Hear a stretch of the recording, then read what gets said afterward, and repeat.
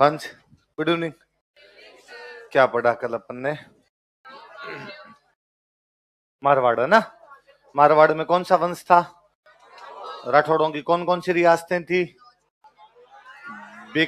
मारवाड़, बीकानेर और राठौड़ों की उत्पत्ति कन्नौज के और दक्षिण भारत के। क्षेत्रफल की दृष्टि से राजस्थान की सबसे बड़ी रियासत मारवाड़, सबसे छोटी शाहपुरा। शाहपुरा रियासत कौन से राजा मुगल बादशाह ने बनाई थी? शाहजहां ने। किसको राजा घोषित किया था? सुजान सिंह। कौन से मेवाड़ महाराणा के शासनकाल में? जगत सिंह। जगत सिंह ने उसको कौन सा परगना दे रखा था? फूलिया। कौन सा परगना था? फूलिया। अच्छा, राठौड़ों का राजस्थान में संस्थापक कौन था? 2 मिनट में पूछ लो, उसके बाद पूछ लेते हैं। उसके बाद रावसिया क्या था? संस्थापक। कहां से आया था? बदायूं से। कब आया था? 1240। किसकी सहायता के लिए? पालीवाल ब्राह्मण। राजधानी कौन सी थी? खेड़। छतरी कहां पे? बिठू कहां पे? कुलदेवी कौन सी है? मूर्ति कौन लाया? कहां से लेके आया? करना। मंदिर कहां पे बनवाया? अच्छा, एक कौन से राजा जो राजधानी को मेवानगर ले गए? मालवा की कौन से राजा को हराते हैं? निजामुद्दीन की कितनी सेनाओं को? वो पश्चिमी राजस्थान की क्या है? इनके कारण बाड़मेर क्षेत्र। गिंदोड़ी के गीत कब गाए जाते हैं? ओझा जी मारवाड़ का पहला प्रतापी राजा किसको मानते हैं? राव जोधा। किसको मानते हैं? दिल्ली के कौन से सुल्तान को हराते हैं? किसको? बहलोल लोधी। कौन सा किले का निर्माण करवाते हैं? इसकी नींव किसने लगाई थी? जोधपुर की स्थापना कब की गई थी? 1459। रानी जसमा दिहाड़ी ने कौन सा बनवाया था? और मंदिर कौन सा बनवाया गया था? कौन सा? चामुंडा माता। बेटा बिक्का कहां चला गया? और दूधा कहां चला गया? अच्छा, मंडोर को राजधानी कौन बनाता है? राव चुंडा। उसने जीता था क्या मंडोर? तो दहेज में किसने दिया? प्रतिहार। प्रतिहार कौन से देव? चिंता। रानी चांद कंवर ने किसके खिलाफ लड़ता हुआ मारा गया था? मुगल के भाटियों। रणमल को राजा ने बनाया, किसको बना गया? फिर रणमल को कौन बनाता है? अच्छा, मालदेव जो था वो अपने युवराज काल में कौन से युद्ध में भाग लेने के लिए गया था? कानवा। अपने पिता की हत्या करके बना था। पिता का नाम? मम्मी का नाम? पद्मा कुमारी उसकी मम्मी का नाम था। कितने युद्ध और कितने परगने जीते? मेड़ता की कौन से राजा को हराया? कौन से हाथी को लेके? वीरमदेव कहां चला गया? और पाहेबा या साहेबा का युद्ध किस किस के बीच हुआ? जैत सिंह और मालदेव। उसमें कौन जीता? उसने बीकानेर पे कब्जा करके किसको सौंप दिया? जैत सिंह युद्ध में लड़ता हुआ जैत सिंह का बेटा, वो किसके पास चला गया? हाँ, कुछ डाउट सारे पूछो।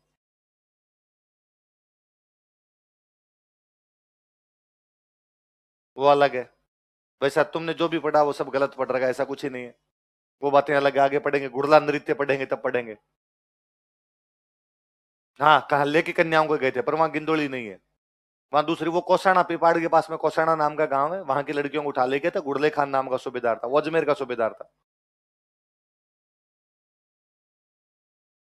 हाँ, नहीं है तो गलत पढ़ा तुमने।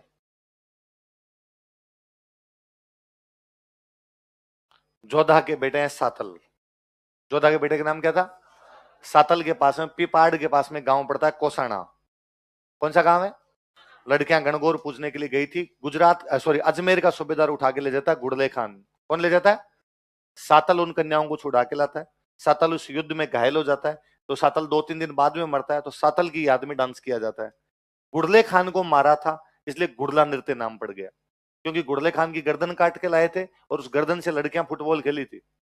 इसलिए आज भी महिलाएं गड़ा रख के नाचती है। मटके को गड़ा बोलते हैं, गड़ा गुड़ले खान है, इसलिए उसके छेद निकालते हैं, क्योंकि उसके तीर ही तीर मार दिए थे सिर के अंदर। Second doubt. एक ही डाउट है? तूने कहा सर कई डाउट्स है, मेरा कलेजा बैठ गया। मुझे लगा पता नहीं कितने गलत पढ़ा गया मैं। बैठ जा चवास। हाँ, चलो आगे बढ़े। हाँ, इमरान बता, हरम क्या होता है? जहां महिलाएं रहती हो, जगह को बोलते हैं हरम। क्या बोलते हैं? हरम। फारसी तो बोलते हैं हरम, अपने राजस्थानी में बोलते हैं जनाना। क्या बोलते हैं? जहां जनानियां रहती हो जनाना, मुगलों के बोला करते हरम। और बता, पक्का? चलो, और कोई हेलो फरमाइश कार्यक्रम? हाँ, पूछ रहे कुछ? मैं क्वेश्चन बोल तू यार। नहीं नहीं, बोलना पड़े। क्या कोई एग्जाम में पूछा हुआ क्वेश्चन है? हाँ पूछ। राजस्थान में सबसे प्राचीन सभ्यता के अवशेष कहां से प्राप्त होते हैं? ठीक। क्या ऑप्शन में क्या दिया हुआ? तिलवाड़ा, फिर बालोतरा, फिर आहोर। आहोर फिर क्या है? तिलवाड़ा। इसमें किसमें है? तुम वापस चेक कर लेना जाके, ये तूने किसी बुक से लिया होगा तो है। हाँ तो उसमें गलत आते हैं, खूब सारे ऑप्शन गलत है। आरपीसी की साइट पे जाके वापस चेक कर ले, है ना, तो उसमें मिल जाएगा। हाँ इमरान। हम्म। है चक्रेश्वरी माता यही, पंखिणी यही है, चक्रेश्वरी यही। पर क्यों पढ़ना है चक्रेश्वरी? नहीं पढ़ना, नागनची याद रखो। ये नहीं पूछना, इसमें से नहीं बताऊंगा। है वो मैं बात, इसको मैं पूरा सोल्व करूंगा तब बता दूंगा। हाँ कब मेरी मर्जी होगी तब, तुम दबाव डाल के थोड़ी करवाओगे। हाँ और कोई नहीं, इसमें से नहीं है, इसमें नहीं। हाँ कौन से दो हो गए? कोई नहीं, तो दो हो गए तो क्या। इन भाई मैं तो सीधी सी एक बात जानता हूं, इन दो पेपर में ले दे के 20 सवाल ऐसे हैं जो कराने हैं। बाकी मुझे पता है टेस्ट सीरीज में सवाल आते हैं सिंपल सिंपल, आप यूं करते हो बैठे बैठे। मैं यदि पेपर बनाऊं ना तो पेपर ऐसा बनाऊं तुमसे 4 घंटे में हो नहीं।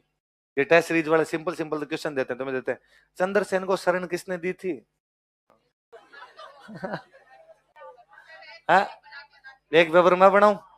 हाँ और तुम गूगल भी सर्च कर लोगे तो ही नहीं मिलने वहां से, क्योंकि तुम मोबाइल में देख देख के तो करते हो। हाँ नहीं क्यों होगा पढ़ा हुआ? नहीं होगा पढ़ा हुआ में से। भाई यही तो कहता हूं, मैं नोट्स लिखाता हूं, सेम सेम नोट्स वाले क्वेश्चन आ जाते हैं, आप सारे कर देते हो। यस मजा आ गया, सारे आ गए। अरे इसमें इनमें से कुछ नहीं आएगा। हाँ, हाँ। ये तुम्हें किसने कहा कि इसमें से आएगा? मैं थोड़ी बनाऊंगा पेपर। हाँ गलत आ गए, नहीं आना भाई साहब। हाँ हाँ चलो आगे, ये मैं एक दिन सॉल्व कर लेंगे जी। कभी कोई टॉपिक बीच में आधा रह जाए और रह जाए उस दिन कर लेंगे, थोड़ा सिलेबस तो करे। 2-4 क्वेश्चन के लिए क्यों पूरी क्लास खराब करनी। चलो हाँ बोलो, डायलॉग तो मार गई तुम कुछ ना कुछ। चलो हेडिंग डालो, एक मालदेव हुमायूं संबंध।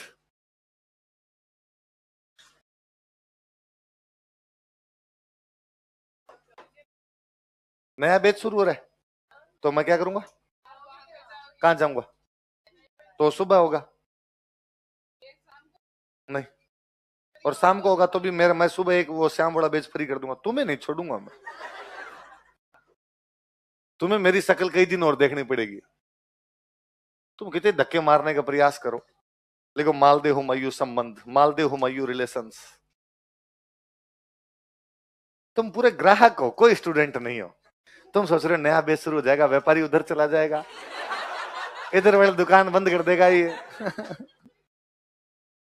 मालदेव हुमायूं संबंध, मालदेव हुमायूं रिलेशंस, कितना दिमाग लगाती है। तो ये भी सोचती होगी कि बेच में स्टूडेंट आएंगे 1000, एक से फीस लेंगे 94,000, कितने आए, है ना। ये और सोचती है ना तू, फिर ये तभी गाड़ियां ले लेके आते हैं। बच्चों का खून चूस चूस के। चल मालदेव हुमायूं संबंध। सुनो देखो, हुआ क्या कि इधर बाबर भारत का मुगल बादशाह बना, बाबर के बाद मुगल बादशाह बन गया हुमायूं। कौन बन गया?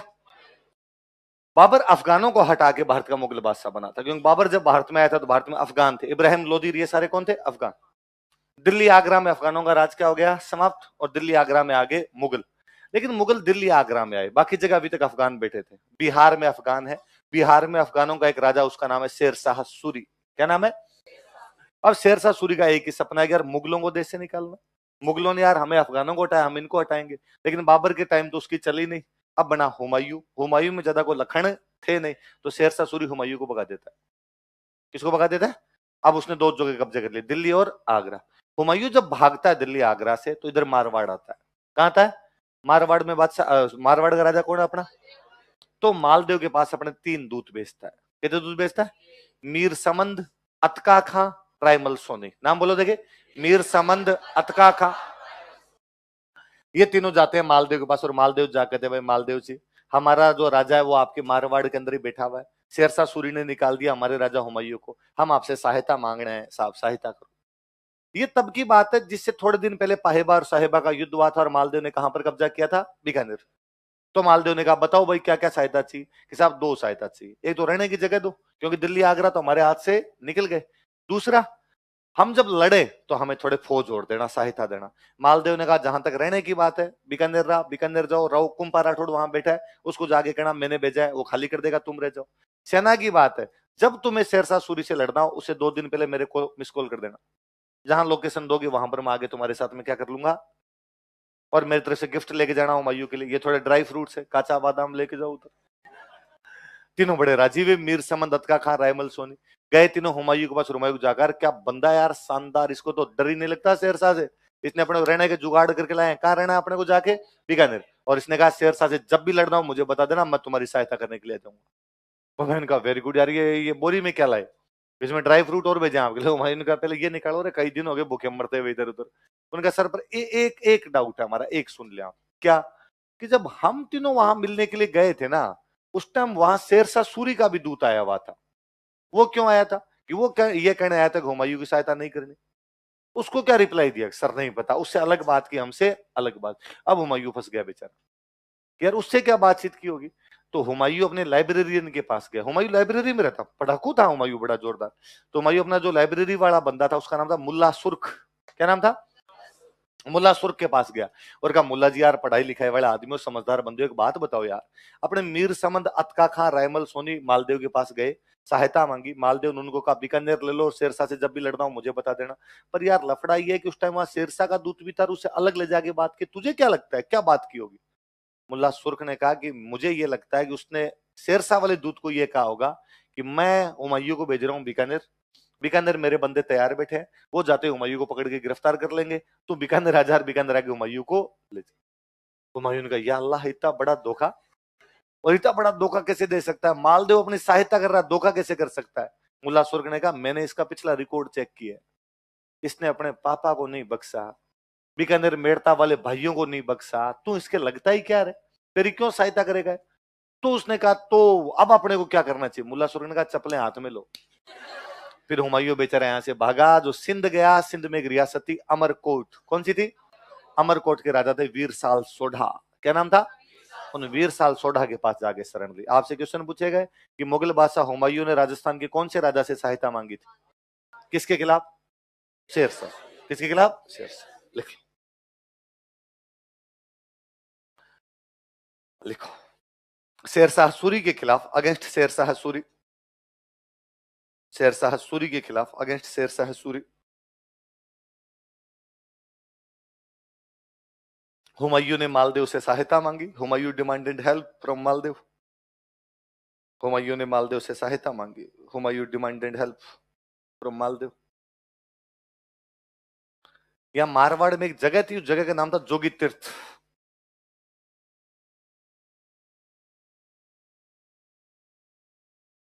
कौन सी जगह थी?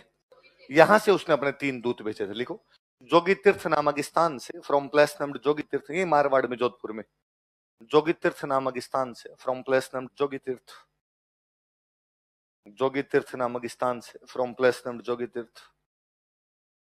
हुमायूं ने मालदेव के पास 3 दूत भेजे, Humayun sent 3 messengers to Maldev, Humayun ने मालदेव के पास 3 दूत भेजे,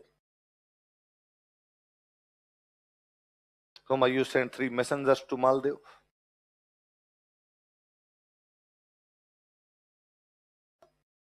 नाम लिख लो,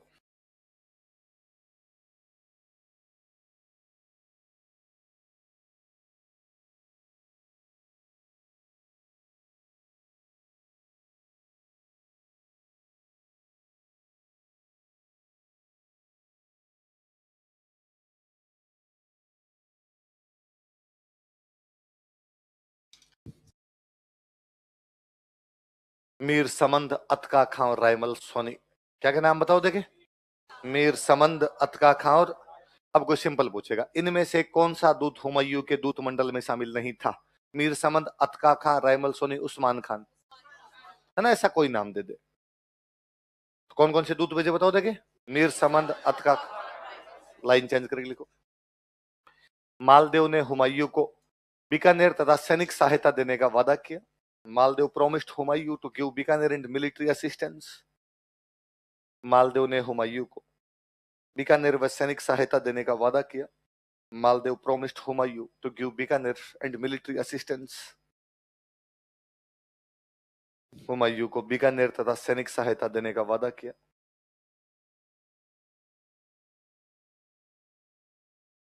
Promised Humayun to give Bikaner and military assistance. Line change कर लिखो। हुमायूं मालदेव पर विश्वास नहीं करता है। Humayun could not trust on Maldev. Humayun Maldev पर विश्वास नहीं करता है। Humayun could not trust on Maldev.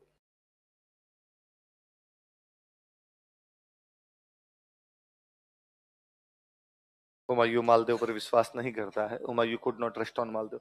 तथा अपने पुस्तकालय अध्यक्ष मुल्ला सुर्ख के कहने पर and on advice of his chief librarian Mulla Surkh, तथा अपने पुस्तकालय अध्यक्ष मुल्ला सुर्ख के कहने पर and on advice of his chief librarian Mulla Surkh, तथा अपने पुस्तकालय अध्यक्ष मुल्ला सुर्ख के कहने पर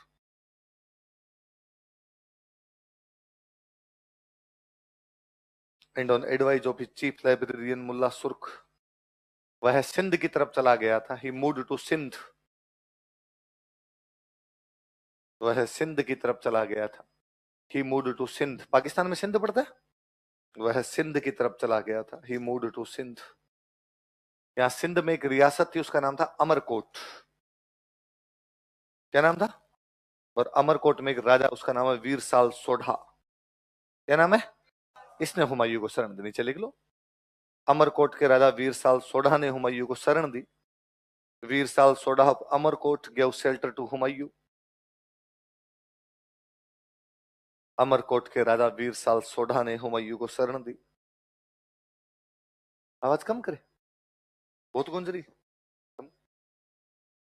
अमरकोट के राजा वीर साल सोढ़ा ने, ये ज्यादा कम हो जाएगी। गूंज रही तुम्हें इससे लग रहा है? तुम्हें लग रहा है यार? हाँ?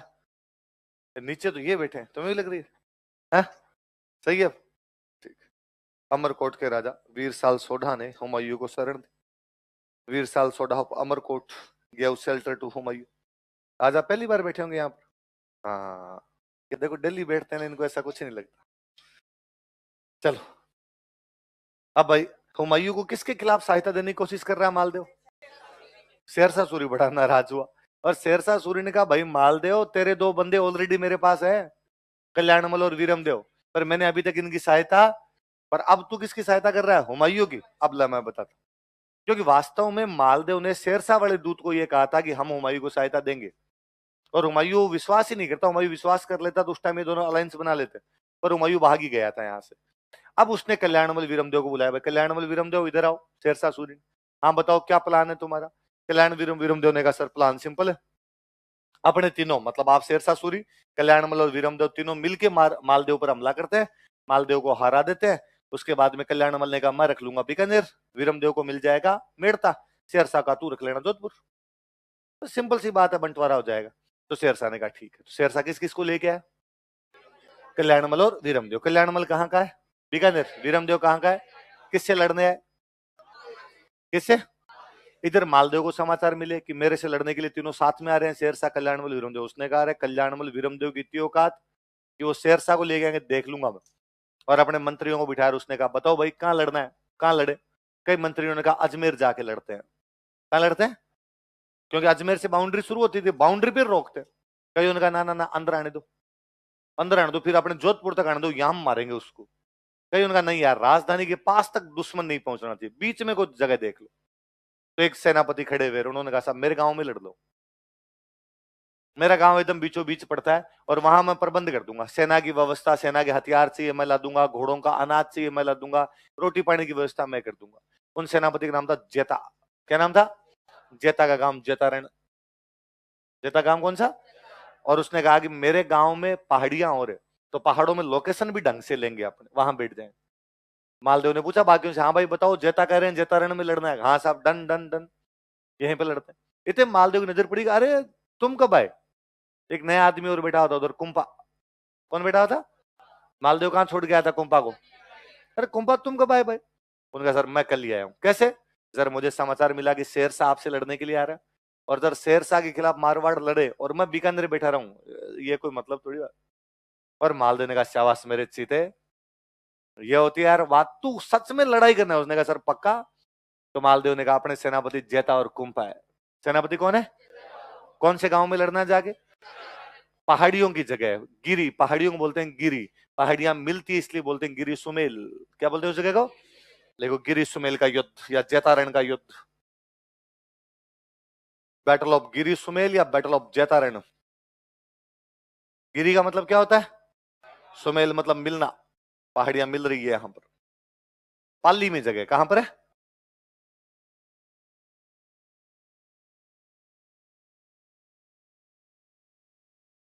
गिरी सुमेल का युद्ध, जेतारण का युद्ध, 5 जनवरी 1544।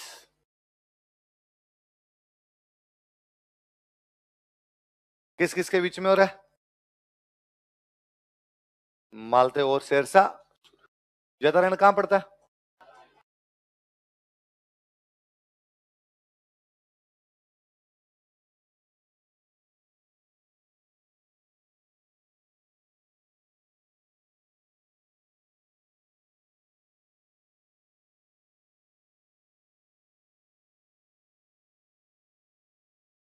शेरशाह अपने साथ 2 बंदे और ला रहा है, बताओ कौन कौन? कल्याणमल और, कल्याणमल कहां का है? वीरमदेव कहां का है?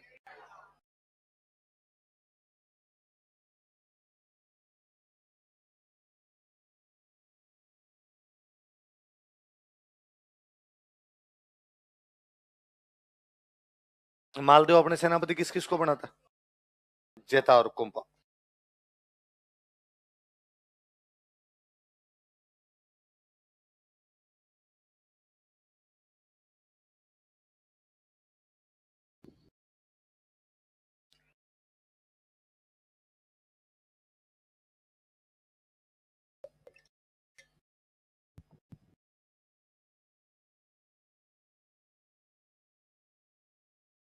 उतार लिया। अब भाई दोनों सेनाएं आमने सामने पड़ी है, एक तरफ शेरशाह और एक तरफ कौन है? शेरशाह।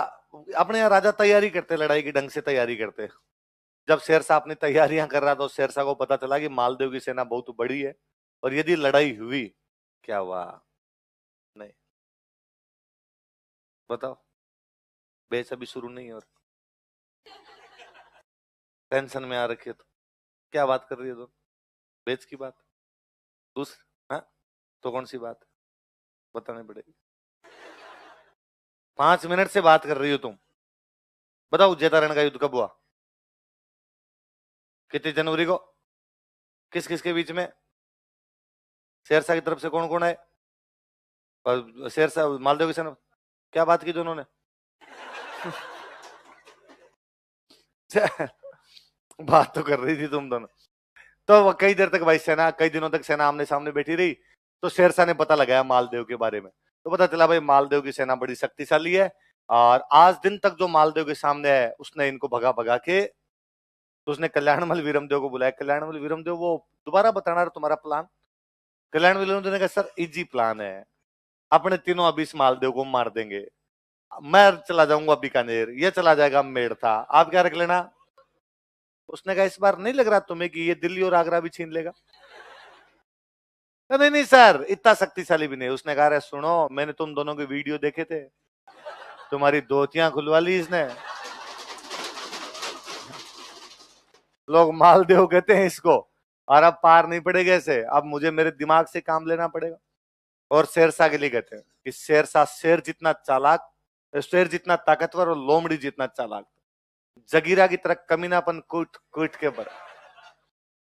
जगीरा किस किस को मालूम है जगीरा कौन है? बस इतने से लोग, अरे क्या जगीरा के बारे में नहीं जानते? हाँ, चाइना गेट मूवी नहीं देखी आप? अरे चाइना गेट मूवी देखो, उसमें गुंडे का नाम है जगीरा। मेरे मन को भाया, मैंने कुत्ता काट कर खाया। जगीरा से लड़ने की हिम्मत तो जुटा लोगे, लेकिन जगीरा जैसा कमीनापन कहां से लाओगे? तो शेरशाह में कमीनापन था भाई साहब। और शेरशाह ने अपने 5 आदमी तैयार किए और उनको कहा तुम्हारा एक काम है, तुम घूमते घूमते गांव के अंदर से जाओ और जहां मालदेव की सेना पड़ी है वहां पे हथियार बेच के आओ। क्या बेच के आओ? तलवार और ढाल। ढाल समझ गए? ढाल जो रोकने वाली होती है, तलवार और ढाल बेच के आओ। ऐसा बेच देंगे। और जब तलवार और ढाल बेचो, व्यापारी बन के जाओ, तलवार और ढाल बेचो, तो ये एक पर्ची है मालदेव के पास, पटक के आने कर देंगे साहब, चिंता ही मत करो। घूमते घूमते गए मालदेव के पास कि भाई हथियार बेच रहे हैं हम तो। अब बताओ युद्ध के टाइम में ज्यादा हथियार चाहिए कम? ज्यादा हथियार। तो मालदेव ने कहा दिखाओ रे, सारे हथियार ले लूंगा मत तुम्हारे। और शानदार तलवारें, एक से एक भयंकर तलवारें। मालदेव और सेनापति बुलाए हुए, हाँ बताओ किसको कितनी चाहिए? जेता ने कहा इतनी दिला दो, कुंपा ने कहा इतनी दिला दो, उसने कहा इतनी दिला दो, सबको दिलाई। तब जाओ अपने अपने कैंप में जाओ, बताओ भाई कितने रुपए? सब इतने रुपए, ये पकड़ो रुपए, और आइंदा सब हथियार आए तो मेरे पास लेके आना। और वो उठ के चले गए। मालदेव जब अकेला कैंप में बैठा था उनके जाने के बाद, तो उसने कहा यार ये पर्ची तो यहाँ पहले नहीं पड़ी थी। तो पर्ची उठा दी। पर्ची के अंदर लिखा था कि सुल्तान शेरशाह सूरी, तुम चिंता मत करना, कल हम दोनों जेता और कुंपा जब युद्ध शुरू होगा, मालदेव को पकड़ के तेरे को सौंप देंगे। पर तू भी याद रखना, मालदेव को मारने के बाद हम दोनों भाइयों जेता और कुंपा को जोधपुर का राजा बना देना। पर्ची ऐसी है कि जेता और कुंपा किसको भेजने वाले हैं? शेरशाह सूरी। उससे मिले हुए दोनों, लेकिन गलती से यहां पड़ गई पर्ची। और मालदेव का दिमाग खराब हुआ। और अब मालदेव के दिमाग में, हाँ यार मैंने पूछा था लड़ाई कहां करे, जेता ने कहा मेरे गांव में करो, सारे प्रबंध कर दूंगा मैं। और प्रबंध ये है, मैंने इस कुंपा से पूछा था कि तू क्यों आ गया, जिसने कहा देश की रक्षा के लिए आना पड़ता। और भाई साहब रक्षा तो ये है। और मालदेव को लगा गया, अरे यार जब इतना बड़ा धोखा कर रहे हैं तो मैं यहाँ जेतारण क्यों लड़ूं? फिर मैं मेरे शहर में जाके लड़ूंगा, जोधपुर जाके लड़ूंगा। पर मालदेव ने शाम को अपनी सेना को वापस बुलाई और अपनी सेना का वापस चलेंगे। क्यों साहब, कल तो लड़ाई करनी है, वापस कैसे चलेंगे? अरे ये दोनों जेता और कुंपा मिल गए जाके शेरशाह सूरी से। और उन दोनों का तुम वापस हमारे साथ मत आ जाना, तो एक बार शेरशाह चला जाए फिर देखूंगा मैं तुम दोनों का क्या करना है। उन्होंने कहा अरे सर हमारी राइटिंग ही नहीं है, चेक कर लो आप, और हम क्यों लिखेंगे, विश्वास करो। लेकिन मालदेव ने कहा तुम लोगों पर मेरे को कोई विश्वास है। और तो मालदेव तो वापस चला गया। जेता कुंपा को बड़ा बुरा लगा, क्योंकि जाती हुई सेना जेता कुंपा को धिक्कार रही थी। अरे देश के साथ गद्दारी कौन करता है, राष्ट्र के साथ में धोखा कैसे किया जा सकता है?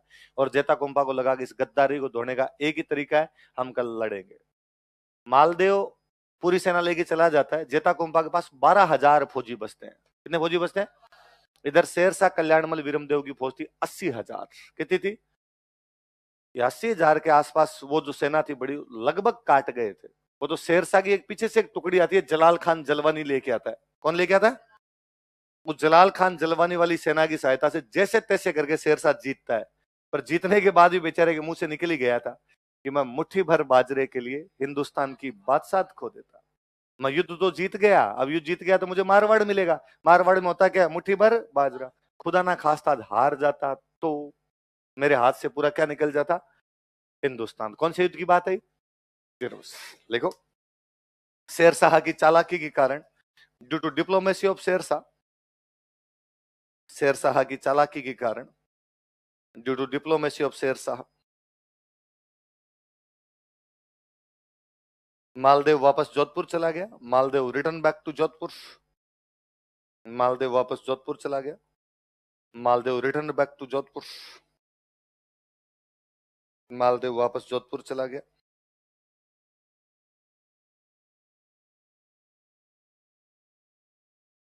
लाइन चेंज कर लिखो। जेता तथा कुंपा ने शेरशाह का सामना किया। जेता एंड कुंपा कन्फ्रंटेड शेरशाह। जेता तथा कुंपा ने शेरशाह का सामना किया। जेता एंड कुंपा कन्फ्रंटेड शेरशाह। शेरशाह का सामना किया। कन्फ्रंटेड शेरशाह। जलाल खान जलवानी की सहायता से, विद हेल्प ऑफ जलाल खान जलवानी, जलाल खान जलवानी की सहायता से, विद हेल्प ऑफ जलाल खान जलवानी, जलाल खान जलवानी की सहायता से, विद हेल्प ऑफ जलाल खान जलवानी, शेरशाह जीत गया। Sher Shah won this battle। Sher Shah युद्ध जीत गया। Sher Shah won this battle। Sher Shah युद्ध जीत गया, शेरशाह वॉन दिस बैटल। लेकिन जीतने के बाद बट आफ्टर विक्ट्री, लेकिन जीतने के बाद बट आफ्टर विक्ट्री, उसने कहा था कि ही सेड दैट, उसने कहा था कि ही सेड दैट, मैं मुट्ठी भर बाजरे के लिए हिंदुस्तान की बादशाहत खो देता। I would have lost empire of Hindustan, मैं मुट्ठी भर बाजरे के लिए हिंदुस्तान की बादशाहत खो देता। I would have lost empire of Hindustan for handful of minutes millets, मैं मुट्ठी भर बाजरे के लिए हिंदुस्तान की बादशाहत खो देता। I would have lost empire of Hindustan for handful of millets, मुट्ठी भर बाजरे के लिए हिंदुस्तान की बादशाहत खो देता। ऐसा किसने कहा था? शेरशाह सूरी। कौन सा युद्ध जीतने के बाद? पर उसका कॉन्फिडेंस बढ़ा, गिरी सुमेल जीतने के बाद जोधपुर की तरफ गया। मालदेव अभी तक भी सदमे में था, और मालदेव लगता था ऐसे कैसे हो सकता है मेरे साथ धोखा हो जाए। और मालदेव का भी ये लगा यार जेता कुंपा तो पकड़ में आ गए, क्या पता बाकी भी मिले हुए हो और युद्ध और ये पकड़ को दे दे। तो मालदेव जोधपुर भी खाली करता है, जोधपुर खाली करके मालदेव चला जाता है सिवाना। कहां चला जाता है? सिवाना पहाड़ियों का इलाका था, तो मालदेव को लगा कि यार सिवाना में लड़ेंगे, पहाड़ों में जाके लड़ेंगे, वहां यदि मिल भी गए लोग तो कम सेना से भी मुकाबला किया जा सकता है। तो जोधपुर खाली करके कहां चला गया? शेरशाह ने जोधपुर पे कब्जा किया, वो मालदेव के पीछे गया ही नहीं, जोधपुर पे कब्जा करता है। जोधपुर अपने एक बंदे को सौंपता है, खवास खान। किसको सौंपता है? कल्याणमल को दे देता है बीकानेर, वीरमदेव को दे देता है मेड़ता, यहां से वापस चला जाता है। लिखो, शेरशाह ने जोधपुर पर अधिकार कर लिया, शेरशाह कैप्चर्ड जोधपुर, शेरशाह ने जोधपुर पर अधिकार कर लिया, शेरशाह कैप्चर्ड जोधपुर, तथा उसने खवास खान को जोधपुर सौंप दिया। And he handed over Jodhpur to Khawas Khan, तथा उसने खवास खान को जोधपुर सौंप दिया। And he handed over Jodhpur to Khawas Khan, Khawas Khan को जोधपुर सौंप दिया, handed over Jodhpur to Khawas Khan. तो मालदेव सिवाना चला गया, सिवाना बाड़मेर में जगह पड़ती है, तो मालदेव सिवाना चला गया, मालदेव मूड टू सिवाना, मालदेव सिवाना चला गया, मालदेव मूड टू सिवाना। मालदेव कहां चला गया? सिवाना कहते थे भाई। मारवाड़ वाले राठौड़ों को जब भी शरण लेनी होती है तो कहां जाते हैं? तो ये मारवाड़ के राठौड़ों की क्या थी? शरण स्थली। लिख लो, सिवाना मारवाड़ के राठौड़ों की शरण स्थली थी। सिवाना वो shelter house of Rathore of Marwar, Siwana Marwar के राठौड़ों की शरण स्थली थी। सिवाना वो shelter house of Rathore of Marwar, Marwar के राठौड़ों की शरण स्थली थी। सिवाना वो shelter house of Rathore of Marwar. लेकिन 44 में ग्रीष्ममेल का युद्ध है, शेरशाह यहाँ पे कब्जा करके गया है, 45 में मर गया। और जैसे समाचार है भाई शेरशाह तो मर गया, मालदेव सिवाना से आया, खवास खान को भगाया और वापस जोधपुर में क्या कर लिया? कब्जा। देख लो, थोड़े समय पश्चात आफ्टर सम टाइम, थोड़े समय पश्चात after some time, Maldev Jodhpur पर पुनः अधिकार कर लेता है। मालदेव रिकैप्चर्ड जोधपुर, मालदेव जोधपुर पर पुनः अधिकार कर लेता है। मालदेव रिकैप्चर्ड जोधपुर, मालदेव जोधपुर पर पुनः अधिकार कर लेता है।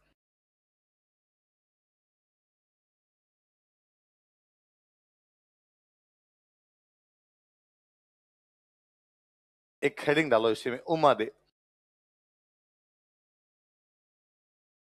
उमा दे।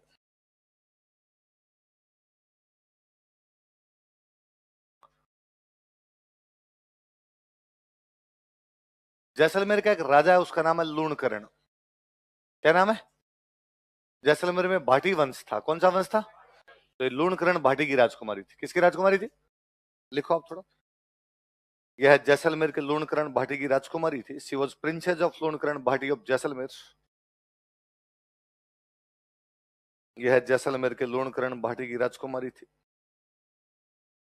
She was princess of Lunkaran Bhati of Jaisalmer.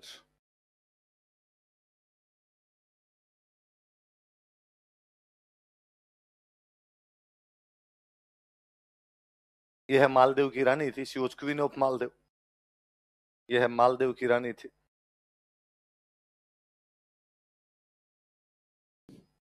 लिखो थोड़ी बातें, फिर मैं एक साथ समझा दूंगा।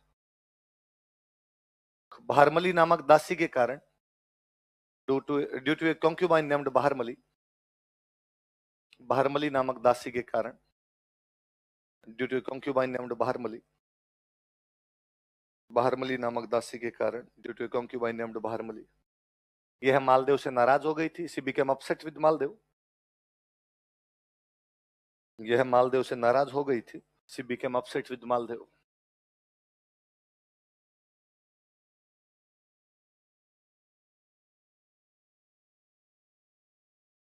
अतः इसे रूठी रानी कहा जाता है। So she is called as रूठी रानी।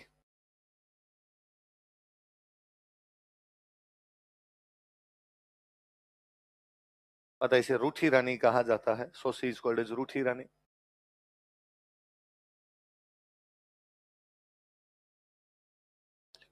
इसने अपना कुछ समय अजमेर के तारागढ़ किले में बिताया था।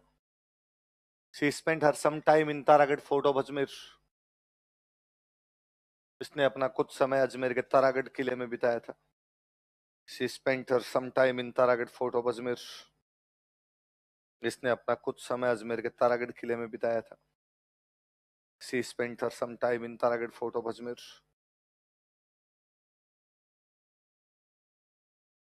तथा बाद में केलवा चली गई थी। राजसमंद में एक जगह पड़ती है केलवा। तथा बाद में केलवा चली गई थी। And later on she moved to Kelwa. Kelwa कहां पड़ता है? तथा बाद में केलवा चली गई थी। And later on she moved to Kelwa. कहां चली जाती है? सुनो देखो बात क्या। कल मैंने बताया कि मालदेव ने 52 युद्ध जीते और 58, जब वो इन क्षेत्रों पर हमले कर रहा था आसपास में, तो उसने जैसलमेर पर हमला किया। कहां हमला किया? जैसलमेर में राजा कौन है? लूण। राजा लूणकरण को लगा कि यार पार तो पड़ेगी। मंत्रियों से सलाह ली कि मालदेव जैसे बड़े राजा का आक्रमण हुआ है, क्या करें? तो आप संधि कर लो, लड़ेंगे तो पार पड़ेगी। इसलिए मालदेव को कुछ इलाके दिए, फलोदी है फलोदी, ये फलोदी के आसपास वाले इलाके देके वापस भेजा, पैसे टक्के देके वापस भेजा। भाई वापस जा रहे, हमारी लड़ने की हिम्मत। मालदेव फलोदी लेके वापस आ गए। उसको लगा ठीक है, बिना लड़े कुछ मिल रहा है तो अपने लड़ने की कहां जरूरत है। लेकिन जैसलमेर वालों ने बैठ के सोचा कि यार जो बंदा एक बार कुछ लेके चला गया, ये इस बात की गारंटी नहीं है कि दोबारा नहीं आएगा। पक्का दोबारा आएगा। बहादुर सा रणथंभौर लेके गया था कर्मावती से, अगले साल दोबारा आ गया था। ये शेर के मुंह में खून लगना है कि बिना कुछ किए मिल रहा है तो एक अटैक और ले लेते हैं, बाद एक अटैम्प्ट और ले लेते हैं। तो जैसलमेर वालों ने कहा परमानेंट इलाज करो, ऐसे इलाके दे दे कि कब तक पीछा छुड़वाएंगे। वैसा परमानेंट इलाज तो युद्ध है। तो कहा युद्ध करेंगे तो मालदेव अपना परमानेंट इलाज कर देगा, फिर तो कुछ करने जैसे ही नहीं बचेंगे। लूणकरण की राजकुमारी या राजकुमारी का नाम है उमा थे। क्या नाम है? बेहद सुंदर राजकुमारी। राजा लूणकरण अपनी राजकुमारी के लिए अच्छा राजा है राजकुमार देख रहे हैं। और सब मंत्रियों ने, घर वालों ने सलाह दी कि क्यों ना अपने उमा दी की शादी मालदेव से कर दे। एक तो उमा दी के लिए अच्छा राजकुमार या राजा चाहिए, और मालदेव से ज्यादा शक्तिशाली हिंदू राजा हिंदुस्तान में नहीं है। इससे अच्छा वर अपने को कहां मिलेगा? और दूसरी बात, जवाई बन जाएगा फिर अटैक भी नहीं करेगा। एक तीर से दो शिकार। और मालदेव के पास समाचार भेजा गया, भाई जैसलमेर वाले अपनी राजकुमारी उमा दे का विवाह आपसे करना चाहते, क्या आप तैयार हो? मालदेव ने कहा हो, कब आना है बताओ। निश्चित समय पर मालदेव जी अपनी बारात लेके कहां पहुंचे? जैसलमेर। वाकई भारी भरकम लवाजमे की बारात लेके गए थे जैसलमेर। पूरा शहर जो था वो बारात देखने के लिए गए। गांव के अंदर अभी भी रिवाज होता है, बारात देखने के लिए लोग खूब इकट्ठे होते हैं। महिलाएं छतों पे चढ़ जाती है, पर्दा प्रथा होती है, घूंघट में से देख नहीं पाती, इसलिए दूरबीन लगा लगा के घूंघट ऐसे कर करके। तो पहले ये रिवाज था कि महिलाएं बारात जहां रुकती उसको देखने जाती। बारात जहां रुकती उसको बोलते हैं डेरा। क्या बोलते हैं? जहां बारात रुकती उसको क्या कहते हैं? राजकीय प्राथमिक विद्यालय। वहीं रुकती है यार। गांव वाली बारात कहाँ रुकती है? स्कूल में। और कहाँ रुकेगी? अब उसको डेरा कह दो, भले कुछ ही कह दो। तो जब महिलाएं डेरा देखने जाती है, उस समय जो गीत गाती है उस गीत को बोलते हैं जल्ला। क्या बोलते हैं? तो कोई पूछेगा कि गांव में महिलाएं बारात का डेरा देखने जाते समय कौन सा गीत गाती है? लिखो, यही लिखो, एक जल्ला। जलो जलाले के बाद, जलाल नाम का एक आदमी था, बुबना नाम की लड़की से प्यार करता था, तो जलाल बुबना की प्रेम कहानी है। देखो, जला, जला बराबर लिखो। बारात का डेरा देखने जाते समय महिलाओं द्वारा गाया जाने वाला गीत। Women sing this song when they go to watch camp of baraat. बारात का डेरा देखने जाते समय महिलाओं द्वारा गाया जाने वाला गीत। Women sing this song when they go to watch camp of baraat. महिलाओं द्वारा बारात का डेरा देखने जाते समय महिलाओं द्वारा गाया जाने वाला गीत। Women sing this song when they go to watch camp of baraat. उस गीत को क्या बोलते हैं? बॉक्स में बंद कर दो इसको। अब भाई घर की परिवार की जो महिलाएं थी वो तो जल्ला गाती हुई डेरा देखने के लिए चली गई। राजकुमारी उमादे के मन में भी, उमादे को सहेलियां आके समाचार दे, और गई इतनी तकड़ी बारात आई, इतने हाथी आए, इतने घोड़े आए, इतने ऊंट आए, मालदेव जी इतने फूट रहे लग रहे हैं बीन बने हुए। और राजकुमारी को, दुल्हन को भी लगेगा अरे यार मुझे भी देखनी है बारात, कहाँ रुकी हुई, कैसे रुकी, पर दुल्हन तो घर से बाहर जा नहीं सकती।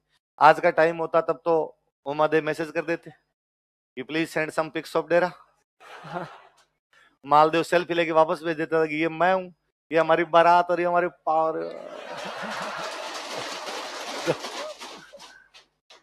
पर राजकुमारी को लगा कि अपने छत पे जाते हैं, छत पे जाके देख लेते हैं। तो जैसलमेर के किले की छत पे जा रही थी वो बारात देखने। भाई किला ऊपर, नीचे का सब कुछ दिख जाएगा, तो नीचे जाके अपने ऊपर जाके देख लेते हैं।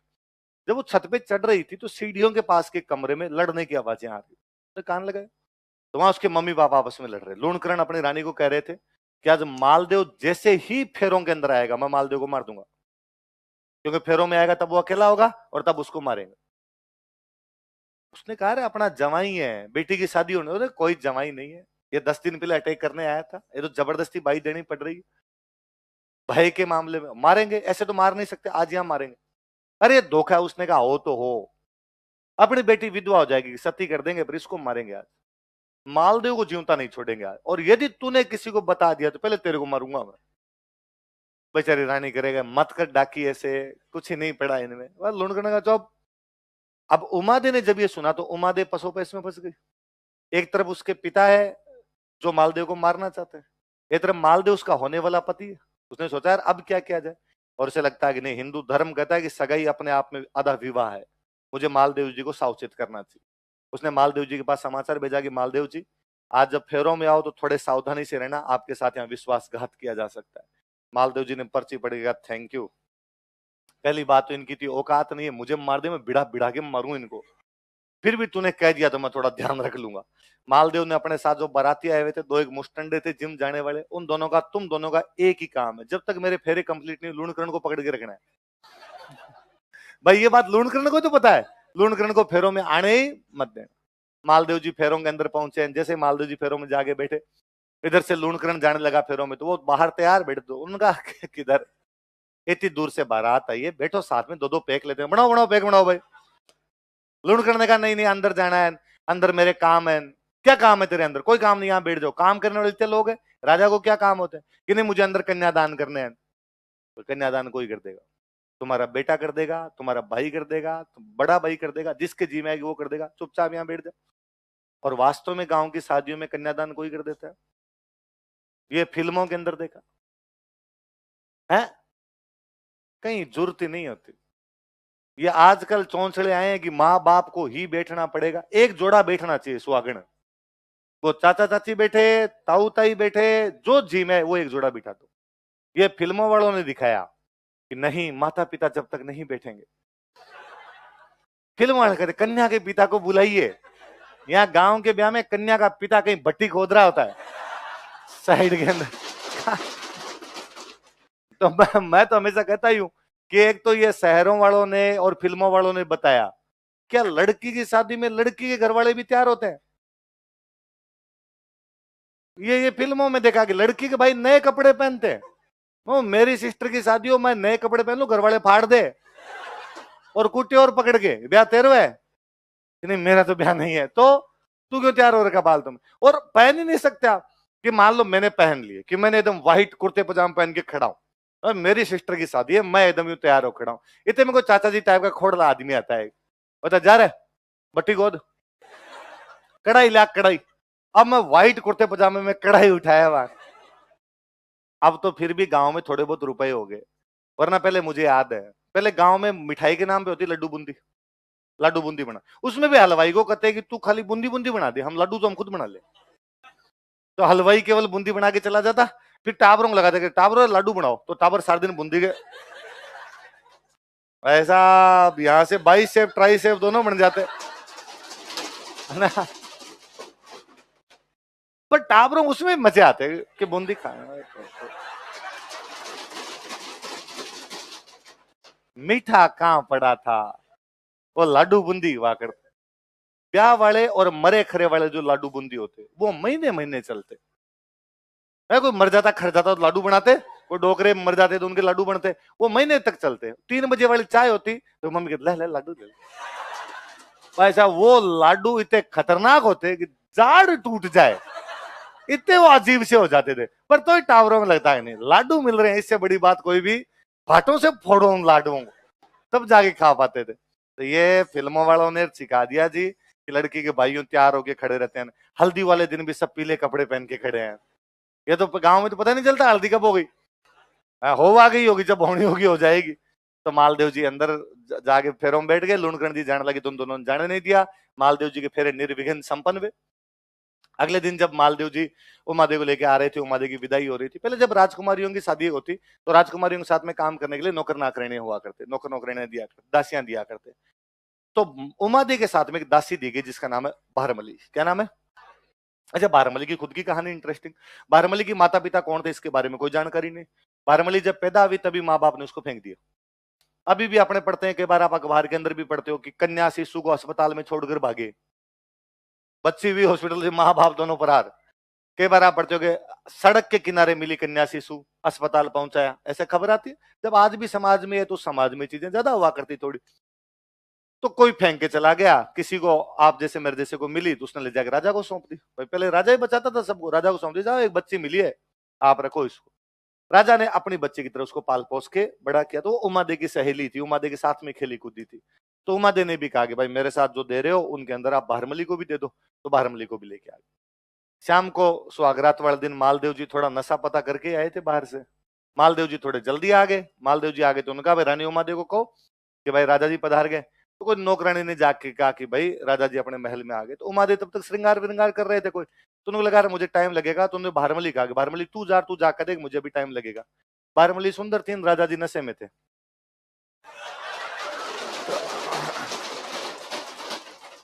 ये बात उमा देव को पता चली। उमा देव ने कहा मंगते आदमी, अब तेरा तो मैं पूरी जिंदगी मुंह नहीं देखूं। और लिटरली उमा देव ने पूरी जिंदगी मालदेव का मुंह नहीं देखा। इसलिए उसको हम क्या कहते हैं, वो यहां से नाराज होके जाती है और नाराज होके यहां से चली गई थी तारागढ़। कहां चली गई? जब गिरी सुमेल वाला युद्ध हुआ था ना, तो पहले यह था कि भाई तारागढ़ लड़ेंगे, अजमेर जाके लड़ेंगे।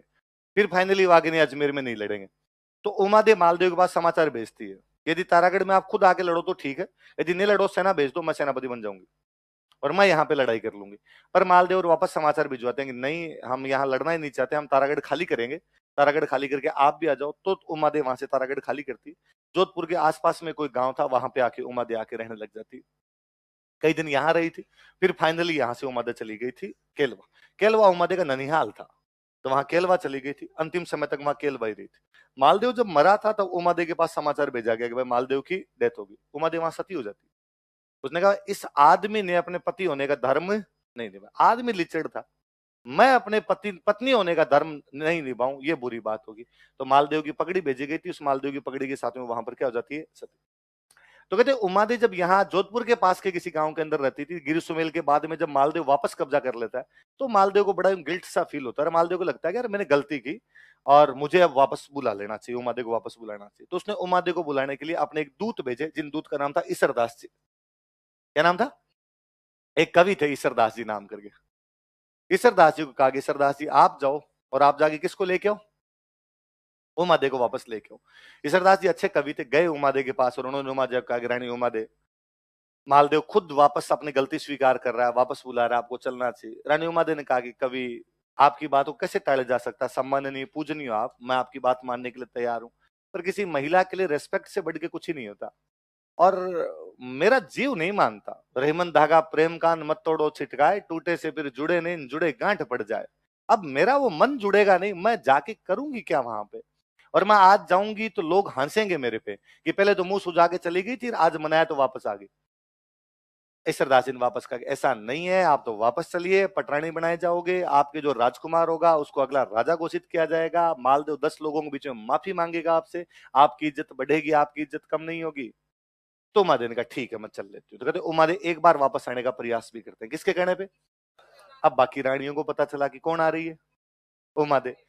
अच्छा, बाकी रानियां जानती थी कि उमादे आ गई तो उमादे पटरानी बनेगी, और उमादे पटरानी बनेगी तो अपनी दुकानदारी बंद।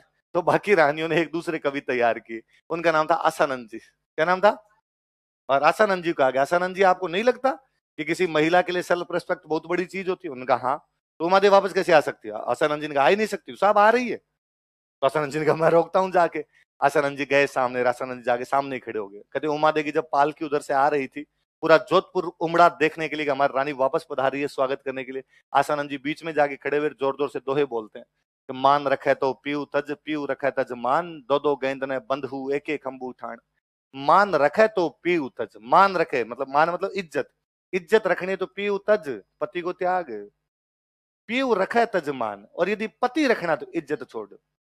मालदेव मिल जाएगा लेकिन इज्जत नहीं मिलेगी। आज इज्जत, आज लोग दूर दूर तक बात करते हैं साहब उमादेव वो रानी है जिसने मालदेव जैसे बड़े राजा को, मारवाड़ जैसे बड़े राज्य को ठोकर मार दी, इस बात पर कि वो इस बात पे नाराज हो गई थी। और तुम यहां आ जाओगी तो तुम्हें मालदेव जैसा शक्तिशाली राजा मिलेगा, मारवाड़ जैसा बड़ा राज्य मिलेगा, तुम्हारा बेटा यहाँ का राजा बनेगा, पर इज्जत नहीं मिलेगी। दो दो गेंद ने बंधु, गेंद मतलब होता है हाथी, गेंद क्या होता है? दो दो गेंद ने बंधु, दो हाथियों को नहीं बांध सकते, एक एक खंबू ठाण एक ही जगह। इज्जत और पति दोनों नहीं मिलेंगे उमादे। और उमादे क्यों झाड़ झाड़ उठी, उसने मर जाए पर इस आदमी का तो मुंह नहीं देखे। वहां से वापस लौट जाती, लाने का प्रयास कौन करता है? वापस कौन भेज देते? आसानंद जी। मालदेव वो एक बार ट्राई करता है, उमादे भी आने का प्रयास करती है, उसके बाद उमादे वापस इधर आई नहीं। अच्छा, उमादे तो बाद में केलवा चले गए, वहां जाके रहने लगे, पर भारमली तो मालदेव के पास ही थी, भारमली तो इधर ही रह गई। लेकिन भारमली जैसलमेर की तरफ एक टक देखे रात को, तो मालदेव ने पूछा भाई तुझे पीहर की याद आती है क्या? तो वो रोई। तो उसने कहा पीहर किसको याद नहीं आता, मैं वहां खेली कूदी पली बड़ी, मेरा घर रहा है वहां पे, पर अब मैं किस मुंह से जाऊं? आज मैं जाऊंगी तो जैसलमेर वाले क्या कहेंगे कि हमारी राजकुमारी का घर बर्बाद करके आई। तो मालदेव ने कहा इतने का जैसलमेर वालों में, तू जा, मैं देखता हूँ कौन क्या कहेगा। उसने भारमली को भेजा, लेटर लिख के भेजा, यदि भारमली के साथ में कुछ भी किसी ने कह दिया मैं जैसलमेर को बर्बाद कर दूंगा। भारमली यहाँ गए, अब कौन कहे भाई, उसकी धमकी और आई हुई। पर उधर तो जैसलमेर का राजकुमार था, हालांकि उसके पहले से 3 रानियां थी, पर भारमली बहुत सुंदर थी। वो वो चक्कर काटे, कभी आए कभी जाए। उन तीनों रानियों को लगा कि नणंद का घर बर्बाद हुआ, हमारे वाला बाउंड्री लाइन पे ही है, कभी भी बाघा बॉर्डर क्रॉस किया जा सकता है इधर से। उन तीनों रानियों में एक जो रानी थी, बाड़मेर में एक गांव पड़ता है कोटड़ा। कौन सा गांव है? कोटड़ा का एक सामंत था, उसका नाम था बाघ सिंह। क्या नाम था? बाघो कोटड़ियो। बाघ सिंह हो गया, बाघा कोटड़ा का था इसलिए क्या हो गया? कोटड़ी। उस बाघे कोटड़िए की बहन थी। बाघा कोटड़िया डाकू आदमी, और शानदार डाकू, अमीरों को लूटे, गरीबों में धन बांटे, उस टाइप का डाकू एकदम। उन बाकी दोनों रानियों ने उस तीसरी रानी कहा कि तेरा भाई बाघा कोटड़िया शक्तिशाली आदमी, उसको कहे वो कोई इसका इलाज करेगा, वरना अपना घर बर्बाद हो जाएगा। उस रानी ने अपने भाई बाघा कोटड़िया को बुलाया, उसको पूरी बात बताई, ये बात है, हमारे ननद का घर बर्बाद हो गया, हमारा और होगा, इसका इंतजाम करो बारमली का। बाकी ने कहा कुछ नहीं करना, कल जब मैं जाऊं तो मेरे तिलक निकालने के लिए तू मत आना, बारमली को भेज देना। भाई बहन के घर जाता तिलक विलक निकालते हैं, तिलक निकाल के भेजते हैं वापस। तो कहा ठीक है। अगले दिन बाघा जब रवाना होने लगा तो कहा लो भाई बाघ जी की तिलक लगाओ, बाघ जी की तिलक लगाओ। अंदर जाके उनकी बहन को कहा कि भाई आपके भाई जा रहे हैं, तिलक निकाल दो उनके। और उसने कहा मैं तो नहा ही नहीं, मेरी तो चूनड़ी कहाँ चली गई। भारमली नहा दो के पास बैठ गई। भारमली तिलक कित निकालना है, तू निकाल के जा। भारमली ने कहा कोई नहीं, मैं निकाल देती हूँ। वो पूजा वाली थाली लेके गई। बाघा ऊंट पे बैठा, उसने कहा फटाफट निकाल दो, जाना है मुझे। तो ऊंट पे बैठा हुआ था, वो हाथ ऊपर करके जैसे तिलक निकालने लगी, उसने हाथ पकड़ा, ऊंट पे बिठा लिया। बाघा भारमली को लेके जैसलमेर से रवाना हो जाता है। जैसलमेर से कोटड़ा आते आते बाघा को भारमली से, भारमली को बाघा से बेइंतहा मोहब्बत। जहां तरवरता है मोरी और जहां सरवरता है हंस, जहां भागोता है भारमल, जहां दारूता है मंस। जहां जहां पेड़ होंगे वहां वहां पक्षी होंगे, जहां जहां सरोवर होंगे वहां वहां हंस होंगे, जहां जहां बागा रहेगा वहां वहां भारमली रहेगी, जहां जहां दारू होगा वहां वहां मांस होगा। ये चीजें आपस में एक दूसरे से अलग है। जहां तरवरता है मोरियो, जहां पेड़ होंगे वहां मोर होंगे, जहां सरवरता है हंस, जहां सरोवर होंगे वहां क्या होंगे? जहां बाग होता है भारमल, जहां जहां बागे की बात की जाएगी साथ में कौन आएगी? जहां दारू तय मंस, जहां दारू आएगी वहां पे किसकी बात होगी? अब ये मालदेव को पता चला कि भारमली को कौन ले गया, तो मालदेव ने कहा अटैक करो, उस बागे पे अटैक करो। लोगों ने कहा साहब अटैक कर मत देना, पहली बात तो डाकू है, और कहीं आगे लेके चला, अगर अपने हाथ नहीं आया तो बेइज्जती होगी, साहब मारवाड़ की सेना के डाकू नहीं पकड़ पाए, फिर तो लोग कहेंगे दासी के लिए अटैक किया। मालदेव ने कहा तुम्हें नहीं पता फिर मालदेव ने कहा होल्ड होल्ड होल्ड, एक बात बताओ, उस दिन उमादे आ रहे थे उधर से, तो कौन बोल रहा था दो उधर, तो आसानंद जी आपकी वजह से उमादे नहीं आ पाई, अब आपकी एक ही ड्यूटी है, आप किसको लेके आओगे, बारमली को लेके आओगे। आसानंद जी बागे के पास मिलने के लिए गए। आसानंद जी बागे को पता चला कि आसानंद जी जैसा महान विद्वान आ रहा है, बागा तो सामने चला के गया कि धन घड़ी धन भाग हमारी धरती पे पधारे। आसानंद जी को बिठा के पालकी में बिठा के लेके गया, पूछा रास्ते में कोई दिक्कत तो नहीं हुई, पैरों वैरों की मालिश वालिश की उनकी, अच्छा खाना खिलाए, अपने साथ में लेके जाए, साथ में पिए, साथ में शिकार करके आए। और आसानंद जी को लगा कि यार बागा मेरी कितनी सेवा करता है, आसानंद जी को लगा कि यार बागा और भारमली एक दूसरे से कितना प्यार करते। आसानंद जी वापस गए नहीं, वहीं रह गए। फाइनली जब बागा मरा था तो भारमली उसके साथ में सती होती है, आसानंद जी पागल हो जाते हैं। बागा आओ बड़े घर कोठे डरा तू धनी, जासी फूल जड़े पर बास न जासी बाग जी। ए बागा तू कोठड़े के राजा, तू वापस आजा। जैसे फूल झड़ जाता है लेकिन उसकी सुगंध नहीं जाती, वैसे तू चला गया लेकिन तेरी याद मेरे मन से जाती। फिर आसानंद जी ने दोहे लिखे, बागा भारमली रात दुआ। कौन से दोहे लिखे थे, याद रहेंगे आपको बागा और भारमली, लिखो दरबारी विद्वान। तो उमादेव वाली बात समझ में आ गई अब आपके, ये भारमली वो भारमली नहीं है रणमल वाली, ध्यान रखना। कुल मिला के बात ये भारमली नाम की सारी बेवफा है है ना, मारवाड़ वाले राठौड़ों की गिरह है भारमली नाम से। लिखो दरबारी विद्वान, कोर्ट स्कॉलर्स, लिख लो ईश्वरदास जी।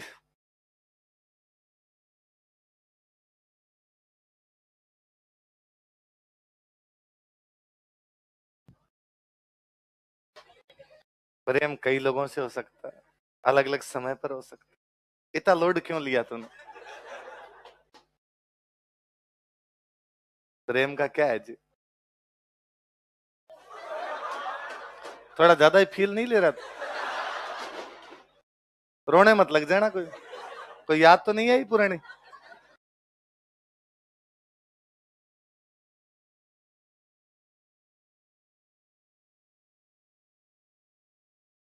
किताबों के नाम लिखो।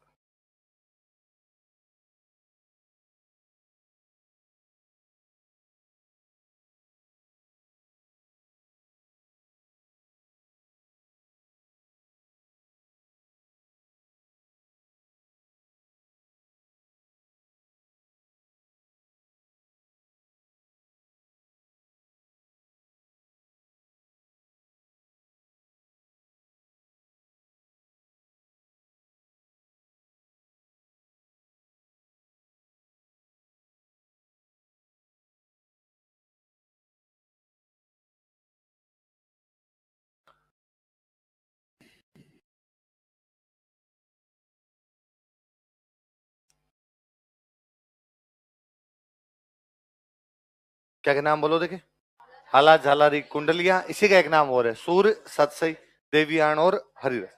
देवियान हरिरस तो सिंपल किताब है, देवियान तो देवी पे लिख दिया, हरिरस भगवान पे लिख दिया। पहली किताब पे ध्यान दो अपने, क्या नाम है उसका, हाला झालारी कुंडलिया, या नाम क्या है इसका, सूर्य सच।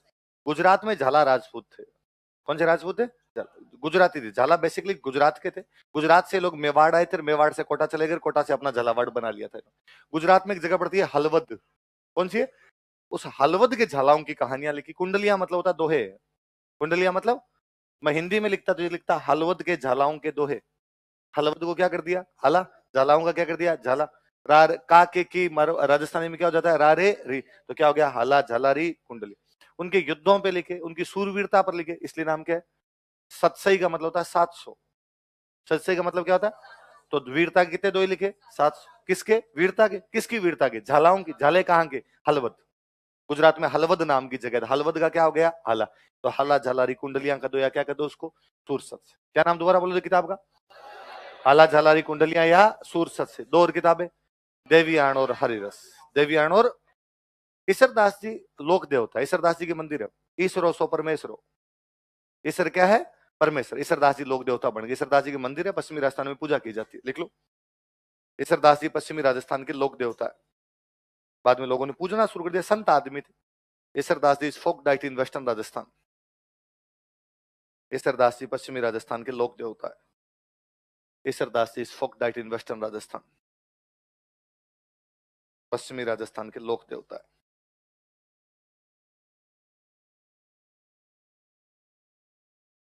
पश्चिमी राजस्थान के क्या है? अगले लिख लो, आसानंद जी।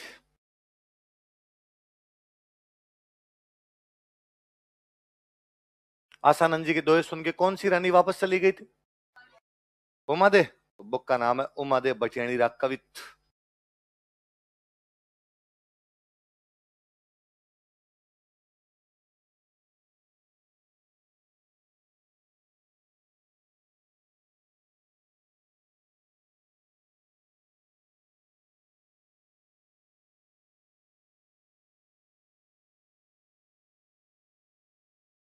बाद में किन के साथ रहने लग गए थे? बागा और भारमली। तो बुक का नाम है बागा भारमली रा दुआ।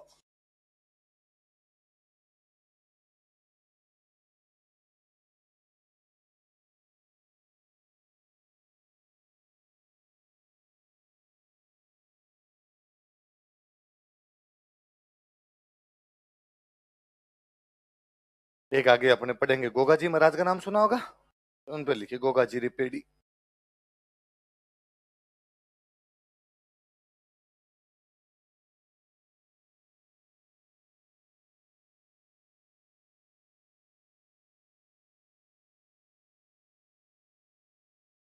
क्या क्या नाम है किताबों के बताओ देखिए। ओमादे बटियाणी रा कवित, बागा भारमली रा दुआ और गोगा जीरी पेड़ी। आसानंद जी योद्धा थे, बहुत अच्छे। पाहेबाग युद्ध में लड़ने के लिए गए थे, कल पाहेबाग युद्ध पढ़ रहे थे, उसमें आसानंद जी ने भाग लिया। आसानंद जी ने कौन सा युद्ध में भाग लिया था? देख लो, इन्होंने पाहेबाग युद्ध में भाग लिया था। ही पार्टिसिपेटेड इन बैटल ऑफ पाहेबा। इन्होंने पाहेबाग युद्ध में भाग लिया था। तो लोक देवता तो कौन हुए? ईश्वर। याद रखना, ये थोड़े दिन पहले, महीने भर पहले ये जो एग्जाम चल रहे थे आपके, कौन कौन से अलग अलग एग्जाम, इनमें किसी में क्वेश्चन था, इनमें से कौन सा कवि लोक देवता रहा है? कौन सा कवि रहा है? ईश्वर। ईश्वरो सो परमेश्वर हो, ईश्वर परमेश्वर हो गया था। तो वैसे ही कोई पूछ ले कि किसने युद्ध में भाग लिया था, तो किसने लिया था? असरज। मालदेव ने कई किले बनवाए थे, नीचे लिखो, ये तो दरबारी विद्वान हो गए, लिखो। मालदेव ने कई किलों का निर्माण करवाया था। Maldev build some forts. Maldev ने कई किलों का निर्माण करवाया था। Maldev build some forts. जैसे मैं लिखता हूं, आप उतार लो।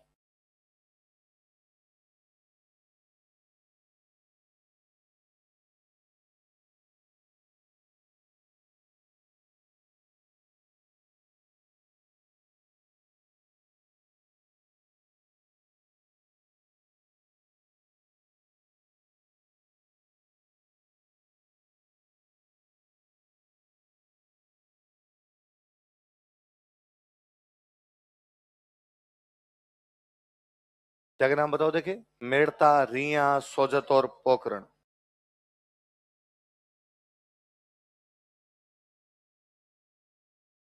क्या नाम बताओ देखिए। मेड़ता, रिया, सोज। मेड़ता, रिया नागौर, सोजत पाली, पोखरण जैसलमेर। लिख लो डिस्ट्रिक्ट। मेड़ता, रिया कहां पर है?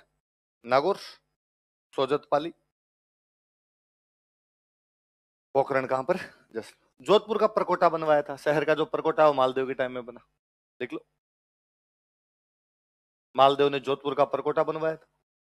Maldev built rampart of Jodhpur.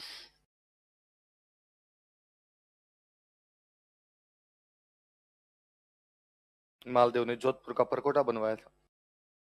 Maldev built rampart of Jodhpur.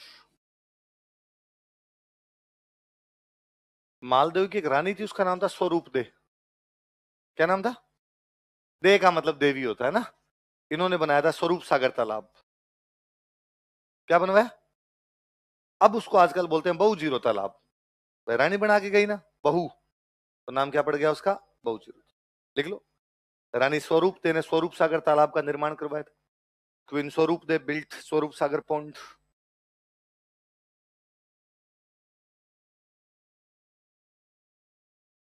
Queen स्वरूप they built Swaroop Sagar pond. रानी स्वरूप दे ने स्वरूप सागर तालाब का निर्माण करवाया था।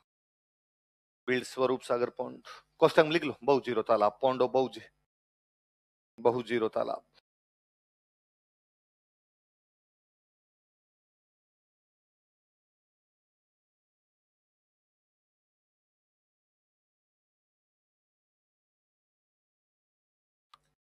उपाधियां लिखो मालदेव की उपाधियां।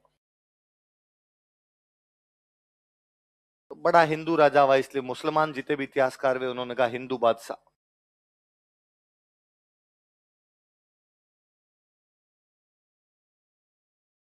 क्या कहा? बहुत पैसे टक्के वाला राजा था इसलिए उपाधि पड़ी हसमत वाला राजा। हसमत वाला राजा का मतलब ये सानो शौकत वाला राजा, लग्जरीज किंग, प्रोस्परस किंग जो होता हसमत वाला राजा कहलाता।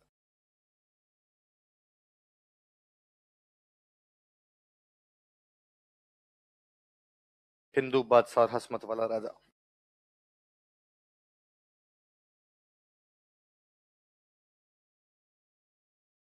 क्या क्या नाम बताओ देखे? हिंदू बादशाह और हसमत वाला राजा। किसकी उपाधि है? माल मालदेव का सबसे बड़ा बेटा था, उसका नाम था राम। क्या नाम था? उसके बाद एक बेटे का नाम था उदय सिंह। क्या नाम था? और मालदेव ने न राम को राजा बनाया न उदय सिंह को बनाया, उसने राजा बनाया चंद्रसेन को। किसको राजा बनाया? चंद्रसेन को। तो अब मालदेव वो से ये दोनों नाराज हो जाएंगे। कौन कौन? राम और उदय सिंह। लिख लो।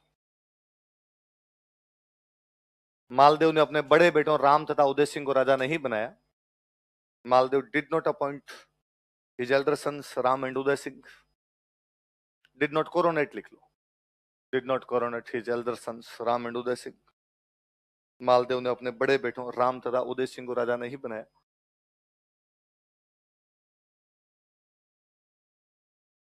Maldev did not coronate his elder sons Ram and Uday Singh, बल्कि अपने छोटे बेटे चंद्रसेन को राजा बनाया। But coronated his younger son Chandrasen, बल्कि अपने छोटे बेटे चंद्रसेन को राजा बनाया।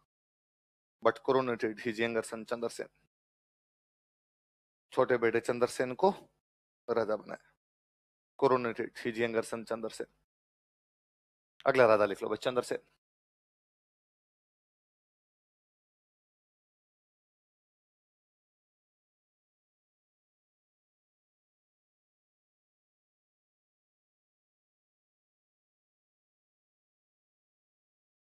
अगला राजा कौन है? चंद्रसेन। ऑब्वियसली बात है, दोनों भाई नाराज होंगे राम और उदय सिंह। तो दोनों राम और उदय सिंह चंद्रसेन से लड़ाई करते हैं, भाई तू कौन है, छोटा है हमसे। तो चंद्रसेन दोनों को हराता है। राम को हराता वो नाडोल के युद्ध में। कौन से युद्ध में? पाली के अंदर एक जगह पड़ती है नाडोल, इस युद्ध में तो किसको हराता हो? राम। और उदय सिंह को हराता जोधपुर में एक जगह पड़ती है लोहावट। कौन सी जगह? लोहावट के युद्ध में उसने किसको हराया? और राम को कौन से युद्ध में हराया? देखो, चंद्रसेन ने राम को नाडोल के युद्ध में हराया, राम को नाडोल तथा उदय सिंह को लोहावट के युद्ध में हराया। Chandrasen defeated Ram in battle of Nadol and Uday Singh in battle of Lohawat. Chandrasen ने राम को नाडोल तथा उदय सिंह को लोहावट के युद्ध में हराया। Chandrasen defeated Ram in battle of Nadol and Uday Singh in battle of Lohawat. Nadol Pali में और लोहावट जोधपुर में। चंद्रसेन ने राम को नाडोल तथा उदय सिंह को लोहावट के युद्ध में हराया। Chandrasen defeated Ram in battle of Nadol and Uday Singh in battle of Lohawat. Lohawat Jodhpur में और नाडोल कहां पड़ता है?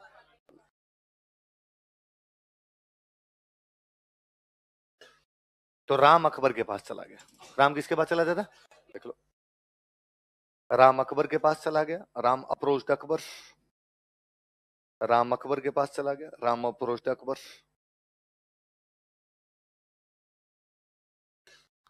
उसने जाकर भाई हमारी सहायता कर, राजा मैं बनना चाहिए, सबसे बड़ा बेटा मैं हूं, लेकिन किसको राजा बना दिया वहां पर? चंद्र।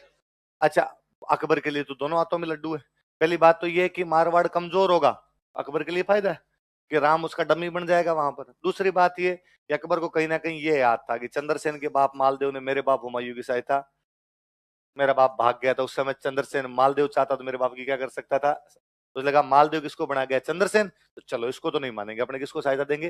राम। तो उसने राम की सहायता के लिए अपना सेनापति भेज दिया, हुसैन कुली बेग। कौन सेनापति भेज दिया? हुसैन कुली बेग को कहा तू अटैक कर दे, तो 1564 में इधर हुसैन कुली बेग अटैक कर देता है। लिखो, राम की सहायता के लिए, टू हेल्प राम,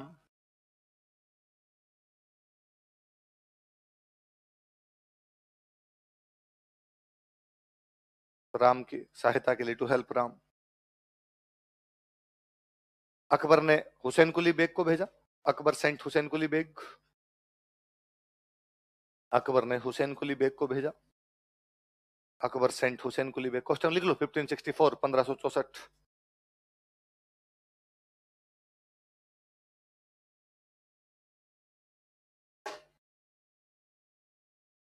चंद्रसेन को लगा नए नए राजा बने, पार पड़ेगी नहीं, भाई खिलाफ चल रहे हैं, वैसे ही चंद्रसेन जोधपुर खाली करता है और इधर जालोर में एक जगह पड़ती है भादराचूर्ण। कौन सी जगह? तो चंद्रसेन कहां चला जाता है? लिख लो, चंद्रसेन भादराचूर्ण चला गया। चंद्रसेन मूड टू भादराचूर्ण, जालोर में भादराचूर्ण। चंद्रसेन भादराचूर्ण चला गया। Chandrasen moved to भादराचूर्ण।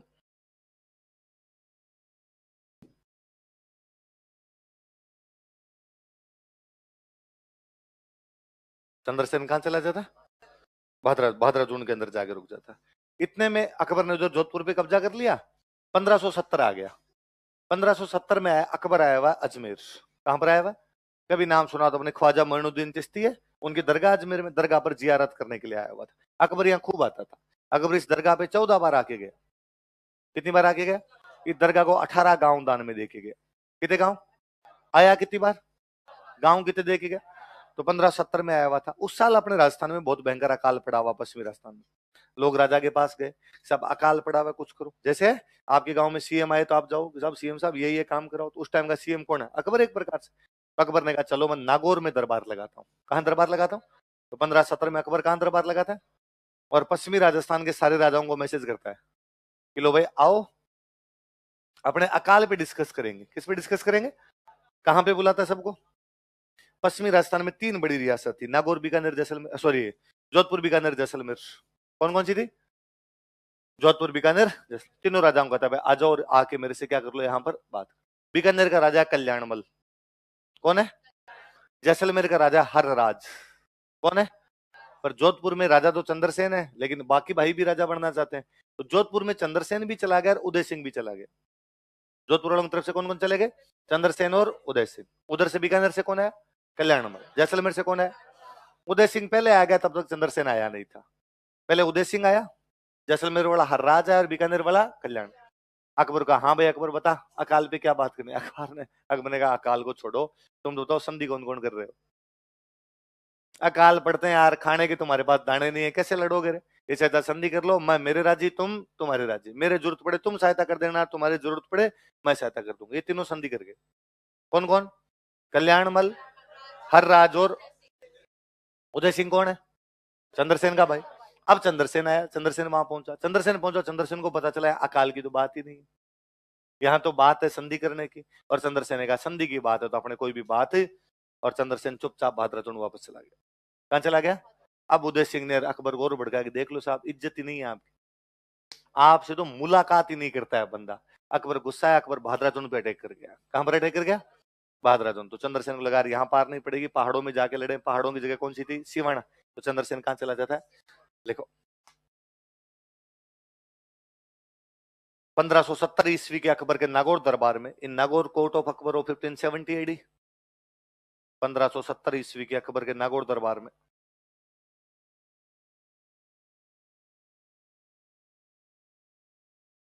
In Nagaur court of Akbar of 1570 AD, 1570 ईस्वी के अकबर के नागौर दरबार में चंद्रसेन ने भाग लिया था। चंद्रसेन पार्टिसिपेटेड, गया तो था वहां पर, चंद्रसेन ने भाग लिया था, चंद्रसेन पार्टिसिपेटेड।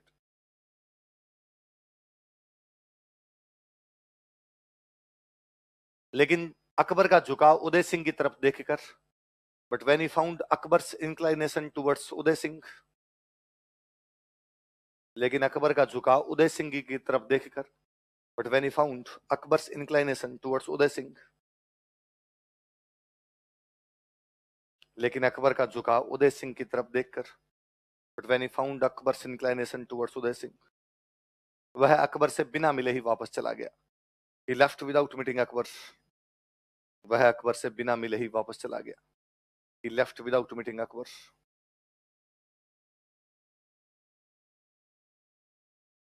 वह अकबर से बिना मिले ही वापस चला गया। लाइन चेंज करके लिखो। अकबर ने बहादुराजून पर आक्रमण कर दिया। Akbar attacked on Bhadrajun. अकबर ने बहादुराजून पर आक्रमण कर दिया। Akbar attacked on बहादुराजून।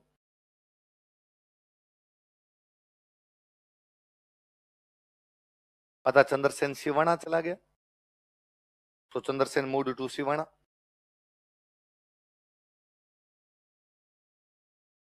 चंद्रसेन कहां चला गया? सिवाना चला गया।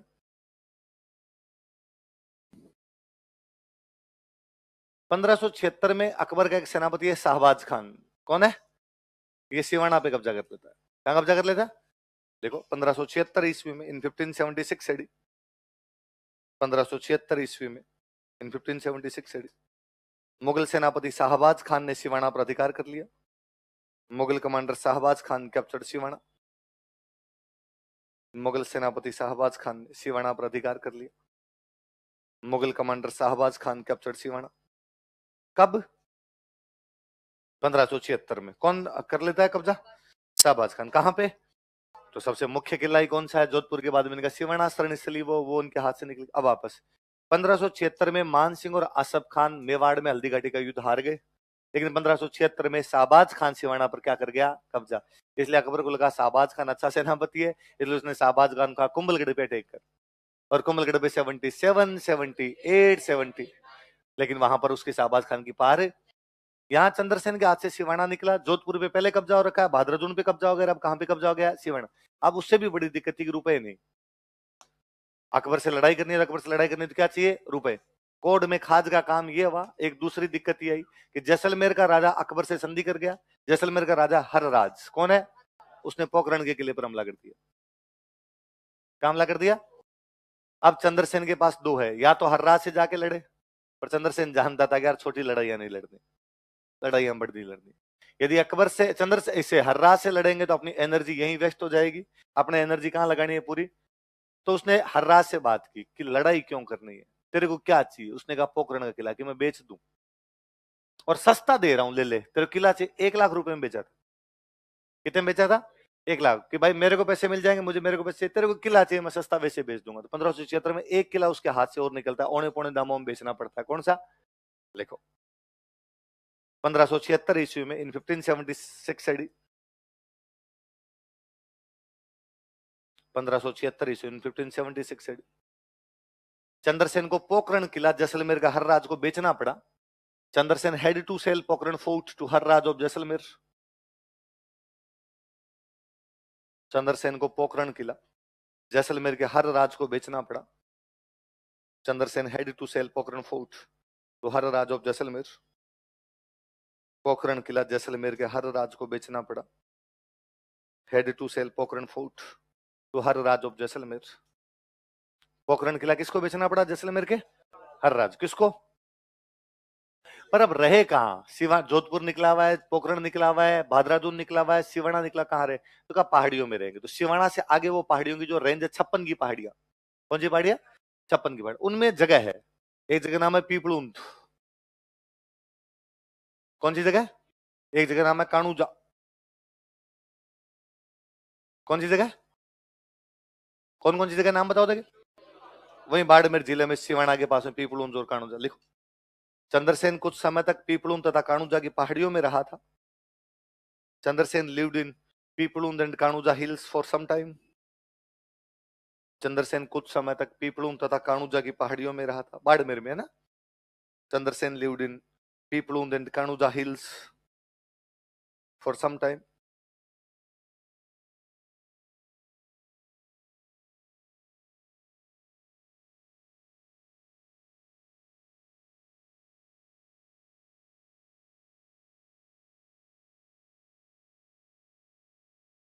कौन सी पहाड़ियों में रहा था?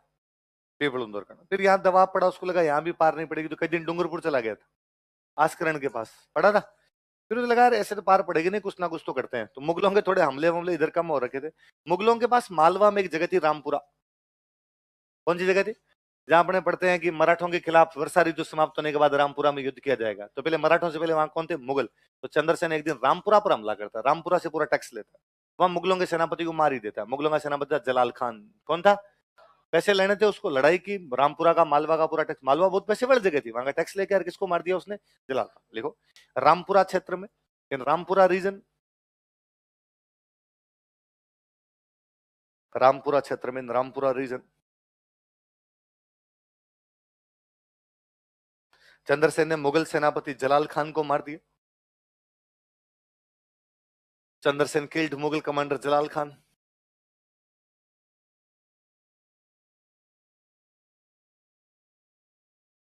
चंद्रसेन ने मुगल सेनापति जलाल खान को मार दिया। चंद्रसेन किल्ड मुगल कमांडर जलाल खान। कौन से मुगल सेनापति को मार दिया? अब वहां से पैसे टक्के मिले, पैसे मिले, सेना वेना वापस बुलाई, वापस मुगलों को उसने अजमेर में रहा। कहां पे रहा? अजमेर जीत गया मुगलों से। अजमेर जीत गया तो कॉन्फिडेंस है, अजमेर बहुत बड़ी शानदार जगह थी, स्ट्रेटेजिक पॉइंट से एकदम राजस्थान का बीचों बीच का हिस्सा था। अजमेर जीतने के बाद उसने कहा अब जोधपुर जीतेंगे, अब अपने जोधपुर जीतने की तैयारियां करो। और वो पाली के आसपास यहाँ कहीं पहाड़ियों के अंदर बैठा हुआ है, और अपनी सेना को उसने इकट्ठा करना शुरू किया। तो उसका एक सेनापति कई दिन से उससे एक नाराज चल रहा था, बेरीसाल। क्या नाम था?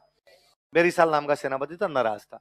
तो लोगों ने कहा कि देखो अपने जोधपुर जीतने जा रहे हैं तो भाई भाइयों को तो सबको साथ ही रहना चाहिए भाई, आपस में सेनापति तो क्यों लड़ाई हो, और बेरीसाल आपसे नाराज है किसी बात पे तो उसको राजी कर लो। तो क्या करना पड़ेगा बेरीसाल को राजी करने? कुछ नहीं, उसके घर पे जा खाना खा, तो राजी हो जाएगा, राजा हमारे घर पे खाना खाने के लिए आ गया। तो चंद्रसेन किसके घर पे खाना खाने के लिए? उसने जहर दे दिया, चंद्रसेन वहां मरता है। पाली के अंदर वो गांव पड़ता है सिंचियाई। कौन सा गांव है? पाली में वो पहाड़ियां, उन पहाड़ियों का नाम है सारण की पहाड़ियां। कौन सी पहाड़ियां? ये 1581 की बात है। कब की बात है? देखो 1581 ईस्वी में, इन 1581 एडी, 1581 ईस्वी में, इन 1581 एडी, सारण की पहाड़ियों में, इन सारण हिल्स, सारण की पहाड़ियों में, इन सारण हिल्स, सिंचियाई नामक गांव में चंद्रसेन की मृत्यु हो गई। Chandrasen died at place named Sinchiyai, at village named Sinchiyai, Pali में सिंचियाई नामक गांव में चंद्रसेन की मृत्यु हो गई। Chandrasen died at village named Sinchiyai, Sinchiyai नामक गांव में चंद्रसेन की मृत्यु हो गई।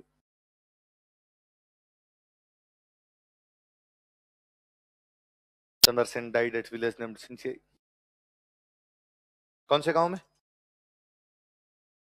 अब आप देखना, देखो कब मरा है चंद्रसेन? 1581 में जिस साल मरा था उस साल उसने मुगलों से क्या छीन लिया था राजस्थान में? अजमेर। क्या छीना है? मतलब चंद्रसेन मुगलों को हरा रहा है। 1582 में मुगल दिवेर के युद्ध में हार जाते हैं महाराणा प्रताप से। किसे हार जाते हैं? 1583 में मुगल दत्तानी के युद्ध में हार जाते हैं सुल्तान। 3 साल 3 डिफीट। 21 में 81 में आप अजमेर हार रहे हो चंद्रसेन से, 82 में आप दिवेर हार रहे हो प्रताप से, 83 में आप दत्तानी हार रहे हो। तो मुगलों के बहुत अच्छे से समझ में आया कि पार नहीं पड़ेगी, इसलिए 85 के बाद अकबर ने अटैक ही नहीं की। तो अकबर अपने राजस्थान में महाराणा प्रताप वाला जो टाइम था इसमें कोई लड़ाई नहीं जीत पाया। तो बहुत समझदार आदमी था, उसने कहा जहां नहीं जीत पा रहे वहां एनर्जी क्यों वेस्ट करनी। अकबर अगले कई सालों के बंगाल जीतता है, उड़ीसा जीतता है, अफगानिस्तान जीतता है, पाकिस्तान वाला पंजाब वाला हिस्सा जीतता है, साउथ इंडिया जीतता है, राजस्थान नहीं आता। तो वो जब भी कोई यूं कहता है कि ये डाउट है इसमें कौन जीता था कौन नहीं जीता था, मुझे हमेशा लगता है कि यार ऐसे कैसे हो सकता है कि अफगानिस्तान तो आप जीतो और मेवाड़ छोड़ दो, नाक के ठीक नीचे तो जीतेगा ना कोई आदमी, पर यहां पार नहीं पड़ रही। वो समझदार है, उसको लगा कि आरएस नहीं बढ़ना, एलडीसी देंगे। तो वो उधर एनर्जी लगा रहा है यार, अपने क्यों एनर्जी लगाई इस साइड के अंदर। लिखो चंद्रसेन की उपाधियां, टाइटल्स ऑफ चंद्रसेन।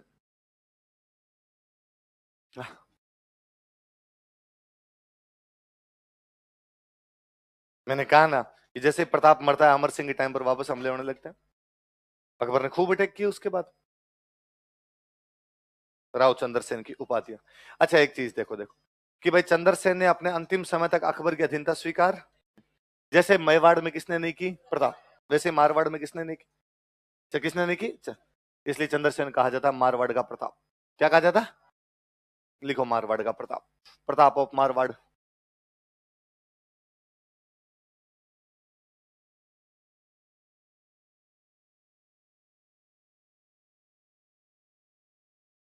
क्या कहा जाता है मारवाड़ का प्रताप। एक इतिहासकार हुए अपने विश्वेश्वर नाथ रेऊ, कौन इतिहासकार है, उनका ये कहा हुआ लिख लो।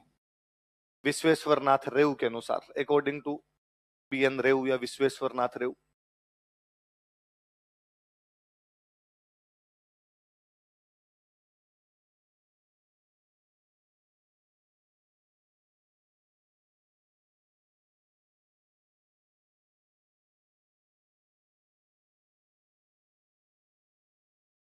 फिर किसी ने कहा साहब महाराणा प्रताप 1572 में राजा बने, तब अकबर के खिलाफ लड़ने लग गए थे। चंद्रसेन बन गया 1562, वो 72 में, ये कब बने 62, तो ये महाराणा प्रताप से 10 साल पहले लड़ने लग गए।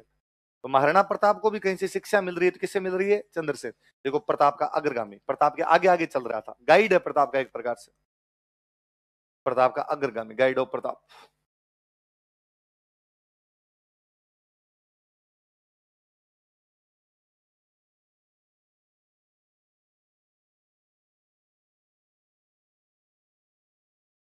एक लिखो मारवाड़ का भूला बिसरा राजा। जितने महाराणा प्रताप याद किए गए उतना चंद्रसेन याद नहीं किया गया। चंद्रसेन को भूल गए, इसलिए नाम पड़ा मारवाड़ का भूला बिसरा राजा, फॉरगॉटन किंग ऑफ मारवाड़।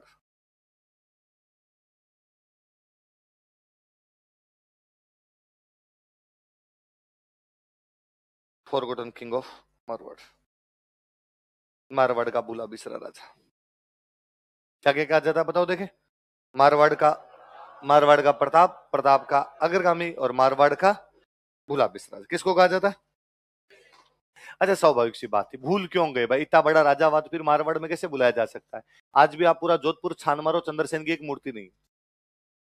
आप पूरा चंद्रसेन देख लो, पूरा किला देखे जो, चंद्रसेन के नाम का कोई महल नहीं, चंद्रसेन के नाम की कोई किताबें नहीं।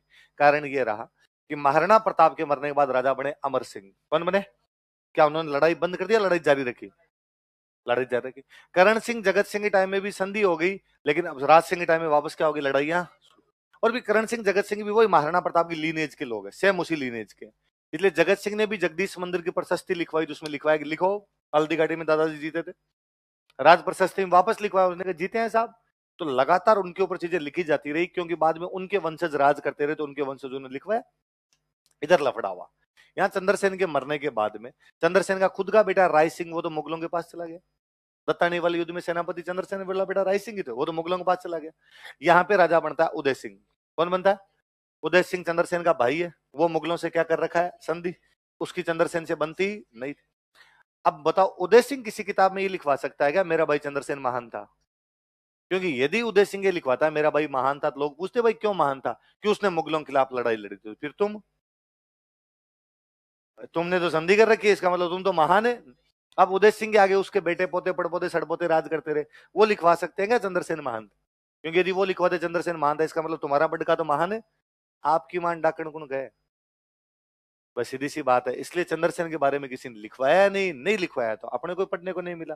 ये तो आरपीसी का lakh lakh thank you, RPC ने पूछना शुरू किया, इसलिए लोगों को चंद्रसेन के बारे में पता चला, वरना चंद्रसेन के बारे में पता भी नहीं चलता कि भाई ऐसा कोई राजा भी होके चला गया था। आई बात समझ में। अब लिखो नागौर दरबार, इसी में हेडिंग डालो, नागौर दरबार, नागौर कोर्ट।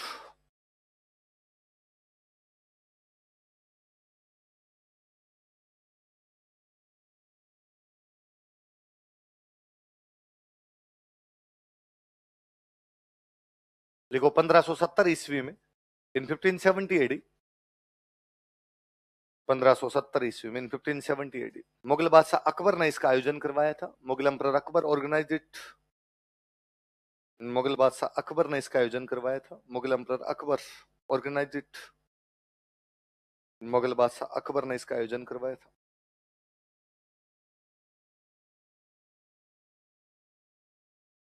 क्या क्या के लगवाया उसने, किस पे डिस्कस करेंगे। लिखो घोषित उद्देश्य, क्या उद्देश्य था इसका, घोषित उद्देश्य, स्टेटेड ऑब्जेक्टिव।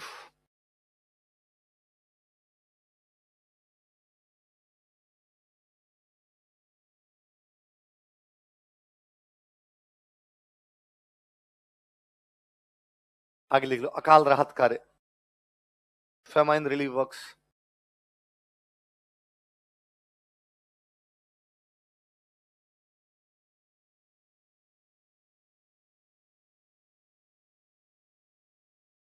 क्या घोषित उद्देश्य उसका?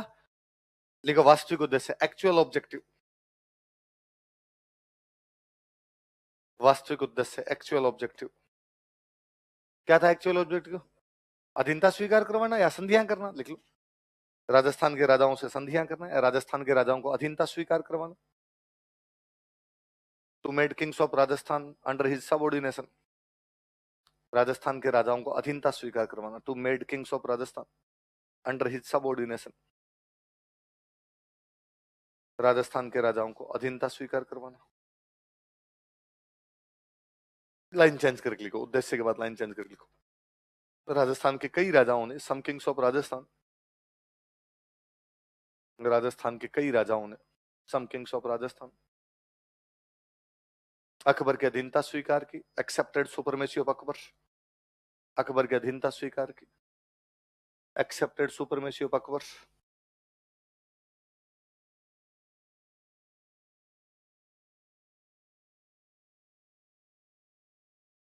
जैसे लिखो कल्याणमल, कल्याणमल कहां का राजा?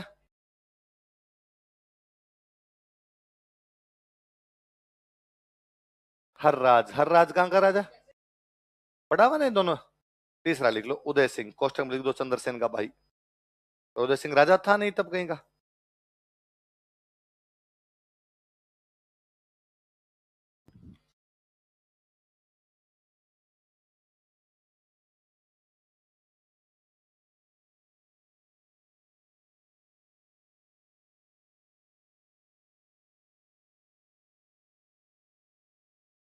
इधर उधर हो गए, बैठा होगा। कौन कौन है बताओ देखे? बीकानेर में कल्याणमल, जैसलमेर का हर्राज, उदय सिंह कौन है? लिख लेना, कल्याणमल कोष्टक में बीकानेर लिख लो, हर्राज के कोष्टक में जैसलमेर, उदय सिंह कोष्टक में क्या लिखोगे? चंद्रसेन का। पर अकबर जानता था यार छोटा मोटा अकाल राहत का काम तो करवाए, तो उसने यहाँ पे एक तालाब बनवाया था, शुक्र तालाब। क्या बनवाया था? तो इस टाइम 1570 में नागौर में कौन सा तालाब बनवाया गया? लिखो नीचे, लाइन चेंज कर लिखो। अकबर ने इस समय नागौर में शुक्र तालाब का निर्माण करवाया था। Akbar build Shukra pond at Nagaur this time. Akbar ने इस समय नागौर में शुक्र तालाब का निर्माण करवाया था। Akbar build Shukra pond at Nagaur this time. Akbar ने इस समय नागौर में कौन सा तालाब बनवाया? अब मुझे बताओ बीकानेर का राजा कौन है? कल्याणमल। अच्छा, कल्याणमल की मालदेव से बनती थी कि नहीं बनती? नहीं बनती थी, क्योंकि इनमें तो बीच तो गिरीश मेल वाला युद्ध हो रखा था, तो अकबर ने और काम लिया। कल्याणमल का बेटा राय सिंह कौन है? अकबर ने जोधपुर पे कब्जा कर रखा है, तो साहब जोधपुर का प्रशासक किसको बनाया जाए, जोधपुर किसको सौंपा जाए? तो उसने कल्याणमल को कहा कि देख कल्याणमल, कभी तेरे बाप से चंद्रसेन के बाप ने क्या छीन लिया था? बीकानेर। बीकानेर छीन लिया था पाहेबाग युद्ध के बाद। आज मैं तुम्हें जोधपुर दूंगा। क्या दूंगा? ताकि बीकानेर जोधपुर वाले राठौड़ों में आपस में कोई संधि कभी कोई नहीं, ताकि अकबर के खिलाफ दोनों मिलजुल के कभी लड़े ना पाए। तो कल्याणमल के बेटे राय सिंह, जो कि बीकानेर का राजकुमार था, उसको कहां का प्रशासक बना दिया? नहीं, लाइन चेंज करके लिखो। बीकानेर के राजकुमार राय सिंह को, बीकानेर प्रिंस राय सिंह, बीकानेर के राजकुमार राय सिंह को, बीकानेर प्रिंस राय सिंह, बीकानेर के राजकुमार राय सिंह को अकबर ने जोधपुर का प्रशासक बना दिया था। Was appointed administrator of Jodhpur by Akbar. Bikaner के राजकुमार राय सिंह को अकबर ने जोधपुर का प्रशासक बना दिया था। Was appointed administrator of Jodhpur by Akbar.